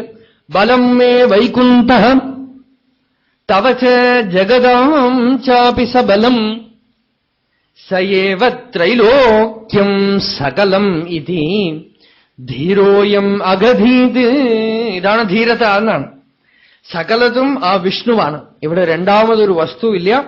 പ്രഹ്ലാദോ വാച ന കേവലം മേ ഭവതഃ ശരാജം സവൈ ബലം ബലിനാം ചാപരേഷാം പരേ വരേമി സ്ഥിരജംഗമായേ ബ്രഹ്മാദയോ യേന വശം പ്രണീതാഃ സ ഈശ്വരകാല ഉരുക്രമോസാ ഓജസ്സഹ സത്വബലേന്ദ്രിയാത്മാ സ ഏവ വിശ്വം പരമസ്വശക്തിഭിഃ സൃജത്യവത്യത്തിഗുണത്രയേശഃ ജഹ്യാസുരം ഭാവമിമം ത്വം ആത്മനഃ സമം മനോധത്സ്വ ന സന്തി വിദ്വിഷഃ ഋതേ അജിതാത് ആത്മന ഉത്പഥസ്ഥിതാ തദ്ധി അനന്തസ്യ മഹത് സമർഹണം. അച്ഛാ, മനസ്സിനെ സമസ്ഥിതിയിൽ വയ്ക്കൂ. എന്തും നഷ്ടപ്പെടുത്താം, ശാന്തിയെ നഷ്ടപ്പെടുത്തരുത്. മനസ്സിനെ രാഗദ്വേഷങ്ങൾ കൊണ്ട് ചലിക്കാതെ, ദ്വന്ദ്വങ്ങൾ കൊണ്ട് ചലിക്കാതെ സമസ്ഥിതിയിൽ വെക്കുകയാണെങ്കിൽ അത് തന്നെ ഭഗവാന് ചെയ്യാവുന്ന ഏറ്റവും വലിയ ആരാധന. ദസ്യൂൻ പുരാഷണ്ണ വിജിത്യ ലുംപതോ മന്യന്തയേകേ സ്വജിതാ ദിശോ ദശ ജിതാത്മനോ ന്യസ്യ സമസ്യ ദേഹിനാം സാധോഃ സ്വമോഹപ്രഭവാ കുതഃ പരേ. ഹിരണ്യകശിപു കോപം കൊണ്ട് വിറച്ചു. നിനക്ക് മരണത്തിനുള്ള സമയമായിരിക്കുന്നു, അതുകൊണ്ടാണ് ഈ ജൽപ്പനം. ഹിരണ്യകശിരുവാച വ്യക്തം ത്വം മർത്തുകാമോസി യോ അതിമാത്രം വിഗദ്ധസേ മുമുക്ഷൂണാം ഹി മന്ദാത്മൻ നനുസ്യുഃ വിപ്ലവാ ഗിരഃ യസ്ത്വയാ മന്ദഭാഗ്യോക്തോ മദന്യോ ജഗദീശ്വരഃ ക്വാസൗ യതി സ സർവത്ര കസ്മാത് സ്തംഭേന ദൃശ്യത്തെ. എല്ലായിടത്തും ഉണ്ടെങ്കിൽ ഈ സ്തംഭത്തിലുണ്ടോ, ഈ തൂണിലുണ്ടോ? എല്ലായിടത്തും ഉള്ളവനാണെങ്കിൽ ഈ സ്തംഭത്തിൽ എന്തുകൊണ്ട് കാണുന്നില്ല? സോഹം വികഥമാനസ്യ ശിരഃ കായാത് ഹരാമിതേ ഗോപായേത ഹരിസ്ത്വാദ്യേ ശരണമീപ്സിതം. താത്വികമായി പറഞ്ഞു കൊടുത്താൽ ഹിരണ്യകശിപുവിന് മനസ്സിലാവില്ലല്ലോ. തൂണിലുണ്ടോ എന്നാണ് ചോദിക്കുന്നത്. വിവേകാനന്ദ സ്വാമികളോട് ഒരാൾ ചോദിച്ചു, ഭഗവാൻ ഈ ചെയറിലുണ്ടോ എന്ന് ചോദിച്ചു. വിവേകാനന്ദ സ്വാമി പറഞ്ഞു, ഈ ചെയർ ഉണ്ട് എന്ന് കാണണമെങ്കിൽ നീ ഭഗവാനിലൂടെ വേണം കാണാൻ. Only through God you can see that chair is there. ആ കസേരയ്ക്ക് അസ്തിത്വം കൊടുക്കുന്ന വസ്തു കസേരയുടെ രൂപത്തിൽ ഭഗവാനാണ്, തൂണിന്റെ രൂപത്തിൽ ഭഗവാനാണ്, സകല വസ്തുക്കളുടെ രൂപത്തിലും ഭഗവാനാണ്. പക്ഷെ ഇത് പറഞ്ഞാൽ അവന് മനസ്സിലാവില്ല. അവന് എങ്ങനെ ആശിക്കണോ അങ്ങനെ വേണം ദർശനം കിട്ടാനിപ്പോ.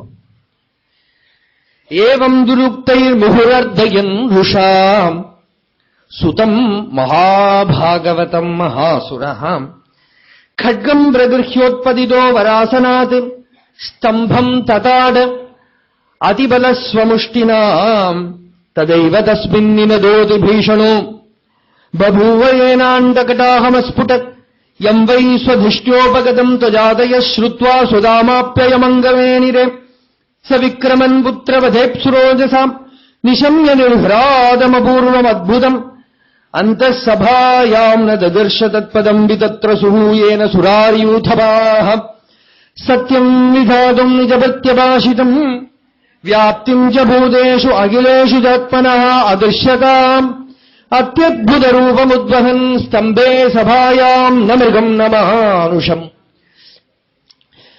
ക്വാസൗ യദി സ സർവത്ര കസ്മാത് സ്തംഭേന ദൃശ്യത്തെ അരേ ക്വാസൗ ക്വാസൗ സകല ജഗദാത്മാ ഹരിരിതി പ്രഭിന്ദേ സ്മ സ്തംഭം ചലിതകരവാളോ ദിതിസുതഃ അതഃ പശ്യാദി വിഷ്ണോ നഹി വദിതുമീശോസ്മി സഹസാ കൃപാത്മൻ വിശ്വാത്മൻ പവനപുരവാസിൻ ഹൃദയമാം സ്തംഭേ ഘട്ടയതോ ഹിരണ്യകശിപോ കർണോ സമാക്ഷുണ്ണയൻ ആഘൂർണ ജഗദണ്ഡകുണ്ഠകുഹരോ ഘോരസ്തവാഭൂദ്രവഃ ശ്രുത്വായം കില ദൈത്യരാജഹൃദയേ പൂർവം കദാപി അശ്രുതം കമ്പഃ കശ്ചന സമ്പപാതചലിതോപി അംഭോജഭൂഃ വിഷ്ടരാത്. എവിടെ ഈ സ്തംഭത്തിലുണ്ടോ എന്ന് ചോദിച്ച് സ്തംഭത്തിനെ മുഷ്ടി കൊണ്ട് ഇടിച്ചു.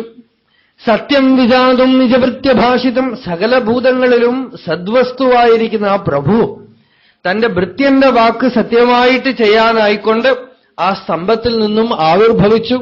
ന മൃഗം ന മാനുഷം. അത് മൃഗമാണോ എന്ന് വെച്ചാൽ സിംഹമാണ്. എന്നാൽ മൃഗമാണോ? അല്ല, മനുഷ്യനാണ്. ശരീരം മനുഷ്യ ശരീരം, മുഖം മൃഗത്തിന്റെ, സിംഹവും മനുഷ്യനുമായി ചേർന്ന് അഹോ കിമേതത് നൃമൃഗേന്ദ്രരൂപം അദൃശ്യതാത്യദ്ഭുതരൂപമുദ്വഹൻ സ്തംഭേ സഭായാം ന മൃഗം ന മാനുഷം സ സത്വമേനം പരിതോപി പശ്യൻ സ്തംഭസ്യ മധ്യാത് അനുനിർജിഹാനം നായം മൃഗോ നാപി നരോ വിചിത്രം അഹോ കിമേതത് നൃമൃഗേന്ദ്രരൂപം മീമാംസമാനസ്യ സമുത്ഥിതോഗ്രതോ നൃസിംഹരൂപഃ തദലം ഭയാനകം പ്രതപ്ത ചാമീകരചണ്ഡലോചനം സ്ഫുരച്ഛടാകേസര ജൃംഭിതാനനം കരാളദംഷ്ട്രം കരവാള ചഞ്ചലക്ഷുരാന്തജുഹ്വം ഭൃകുടീ മുഖോൽബണം സ്തബ്ധോർധ്വകർണം ഗിരികന്തരാദ്ഭുത വ്യാത്താസ്യ നാസം ഹനുഭേദഭീഷണം ദിവിസ്പൃശത്കായം അദീർഘപീവര ഗ്രീവോരു വക്ഷസ്ഥലം അല്പമധ്യമം ചന്ദ്രാംശുഗൗരൈഃ ഛുരിതം തനൂരുഹൈഃ വിശ്വദ്ഭുജാനീകശതം നഖായുധം ദുരാസദം സർവനിജേതരായുധ പ്രവേഗ വിദ്രാവിത ദൈത്യദാനവം പ്രായേണ മേയം ഹരിണോരുമായിന വധസ്മൃതോനേന സമുദ്യതേന കിം ഏവം ബ്രുവൻ സ്വഭ്യപതത് ഗദായുധോ നദൻ നൃസിംഹം പ്രതി ദൈത്യകുഞ്ചരഃ അലക്ഷിതോഗ്നൗ പതിതഃ പതംഗമോ യഥാ നൃസിംഹോജസി സോസുരസ്തദാ തദദ്വിചിത്രം ഖലു സത്വധാമനി സ്വതേജസായോനു പുരാപിപത്തമഃ തജോപിപദ്യാഭ്യഹനൻ മഹാസുരോ രുഷാ നൃസിംഹം ഗദയോരുവേഗയാ തം വിക്രമന്തം സഗതം ഗദാധരോ മഹോരകം തക്ഷുസുതോ യഥാഗ്രഹീത് തസ്യ ഹസ്തോത്കലിതസ്തദാസുരോ വിക്രീഡതോ യദ്വദഹിർഗരുത്മദാം അസാധ്വമന്യന്ത ഹൃദൗകസോമരാം ഘനച്ഛദാ ഭാരത സർവധിഷ്ട്യപാഃ തം മന്യമാനോ നിജവീര്യശങ്കിതം യദ് ഹസ്തമുക്തോ നൃഹരിം മഹാസുരഃ പുനസ്തമാസജ്ജത ഖഡ്ഗചർമ്മണി പ്രഗൃഹ്യ വേഗേന ജിതശ്രമോ മൃതേ സംശയേന വേഗം ശതചന്ദ്രപത്മഭിഃ ചരന്തമച്ഛിദ്രമുപര്യതോ ഹരിഃ കൃത്വാ അട്ടഹാസം ഖരം ഉജ്ജ്വലോത്ഭണം നിമീലിതാക്ഷം ജഗൃഹേ മഹാജവഃ വിശ്വക്സ്ഫുരന്തം ഗ്രഹണാതുരം ഹരിഃ വ്യാലോ യഥാകും കുലിസാക്ഷതത്വതം ദ്വാര്യൂരാപത്യ ദദാര ലീലയാ നഖൈര്യഥാഹിം ഗരുഡോ മഹാവിഷം സംരംഭ ദുഷ്പ്രേക്ഷ്യ കരാളലോചനോ വ്യാപ്താനനാന്തം വിനിഹൻസ്വദുഹ്വയാ അസൃഗ്ലവാക്താരുണ കേസരാനനോ യഥാ അന്ത്രമാലീ ദ്യുബഹുത്യയാ ഹരിഃ നഖാങ്കുരോത്പാടിത ഹൃത്സരോരുഹം വിസൃത്യ തസ്യാനുചരാനുദായുധാൻ അഹം സമന്താൻ നഖശസ്ത്രപാശ്നിഭിഃ ദോർദണ്ഡയൂതോനുപഥൻ സഹസ്രശഃ സടാവധൂതാ ജലദാഃ പരാവതൻ ഗ്രഹാശ്ച തദ്ദൃഷ്ടിവിമുഷ്ടരോചിഷഃ അംബോധയ ശ്വാസഹതാ വിജുക്ഷുഭുഃ നിർഘ്രാദഭീതാ ദിഗിഭാ വിജുക്രുഷുഃ ദ്യൗസ്തത്സദോക്ഷിപ്ത വിമാനസങ്കുലാം പ്രോത്സർപ്പദക്ഷ്മാ ച പദാതിപീഡിതാ ശൈലാസമുദ്വേദുഃ അമുഷ്യരം ഹസാ തത്തേജസാഖം കകുഭോ നരേജിരേ. ഭഗവാൻ ഹിരണ്യകശിപുവിനെ ഒരു ഗരുഡൻ സർപ്പത്തിനെ പിടിക്കുന്ന പോലെ പിടിച്ച് തന്റെ മടിയിൽ കിടത്തി. സന്ധ്യാസമയം രാത്രിയുമല്ല പകലുമല്ല, ഗൃഹത്തിന്റെ അകത്തുമല്ല പുറത്തുമല്ല, പടിയിൽ കിടത്തി. പടിയിൽ തന്റെ മടിയിൽ കിടത്തി. ഭൂസ്പർശമില്ല. തന്റെ കയ്യിലുള്ള നഖം അത് ആയുധവുമല്ല. ഭഗവാൻ മനുഷ്യനുമല്ല, മൃഗവുമല്ല, ബ്രഹ്മാവിന്റെ സൃഷ്ടിയുമല്ല. എല്ലാം പാലിക്കപ്പെട്ടു. ചോദിച്ച വരങ്ങളൊക്കെ പാലിക്കപ്പെട്ടു. മടിയിൽ കിടത്തി. നെഞ്ചു വലിച്ചു കീറി. കൊടൽമാലയെടുത്ത് കഴുത്തിലണിഞ്ഞു. ഘോരമായി ഗർജിച്ചു. സടയൊന്ന് കുടഞ്ഞു. സമുദ്രങ്ങളൊക്കെ കുലുകി വിറച്ചു. ഭൂമി നടുങ്ങി. ദേവതകളൊക്കെ ആകാശത്തിൽ വന്ന് നിൽക്കാണ്. ഓരോരുത്തരായി ദേവതകളെ ഭഗവാന്റെ കോപം അടങ്ങാനായിട്ട് സ്തുതിക്കുകയാണ്. ആ ഹിരണ്യകശിപുവിന്റെ ശരീരവും മടിയിലിട്ട് കീറി കൊടൽമാല കഴുത്തിൽ ധരിച്ച് സിംഹാസനത്തിൽ കയറി ഇരിക്കുകയാണ് ഭഗവാൻ. എന്തിനാന്ന് വെച്ചാൽ ഈ സിംഹാസനം അശുദ്ധമായിരിക്കണം. എത്രയോ ബ്രഹ്മഹത്യ, എത്രയോ ഗോഹത്യ ഇവിടെ പ്രഹ്ലാദൻ ഇരിക്കേണ്ടതാണ്. അത് ശുദ്ധം ചെയ്യാനായിട്ട് ഭഗവാൻ ആ സിംഹാസനത്തിൽ കയറിയിരുന്നു. ദ്യൗസ്തക്ഷോക്ഷിപ്ത വിമാനസങ്കുലാം പ്രോത്സർപ്പദക്ഷ്മാച തദാതിപീഡിതാം ശൈലാസമുത്പേതുഃ അമുഷ്യരം ഹസാ തത്തേജസാഖം കകുഭോ നരേജിരേ. ദേവതകൾ ഓരോരുത്തരായി വന്ന് സ്തുതിക്കാണ്. സർവത്ര ഗോവിന്ദനാമ സങ്കീർത്തനം.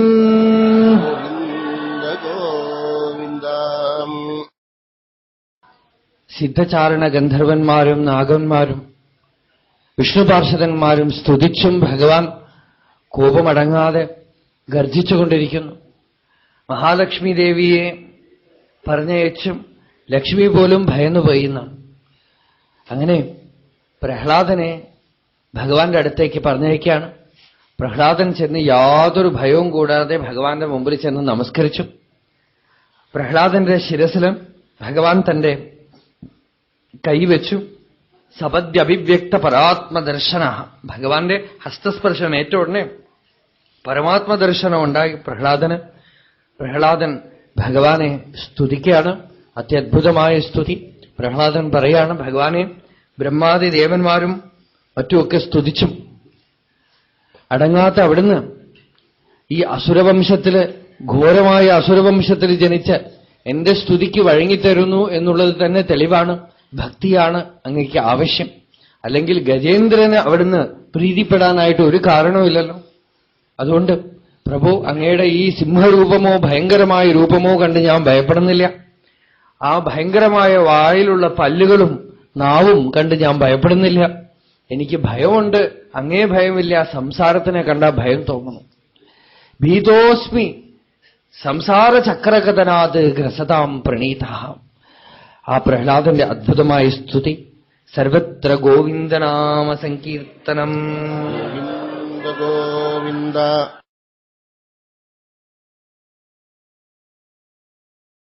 പ്രഹ്ലാദനെ ഭഗവാൻ തന്റെ മടിയിൽ വെച്ച്, ഭഗവാന്റെ മടി തന്നെ സിംഹാസനം അവിടെ വെച്ച് ഭഗവാന്റെ ഹസ്തം കൊണ്ട് തന്നെ മകുടമണിയിച്ചു. ഭക്തലോക ചക്രവർത്തിയായി മകുടമണിയിച്ചു. തന്റെ കണ്ണീരുകൊണ്ട് അഭിഷേകം ചെയ്തു പ്രഹ്ലാദനെ.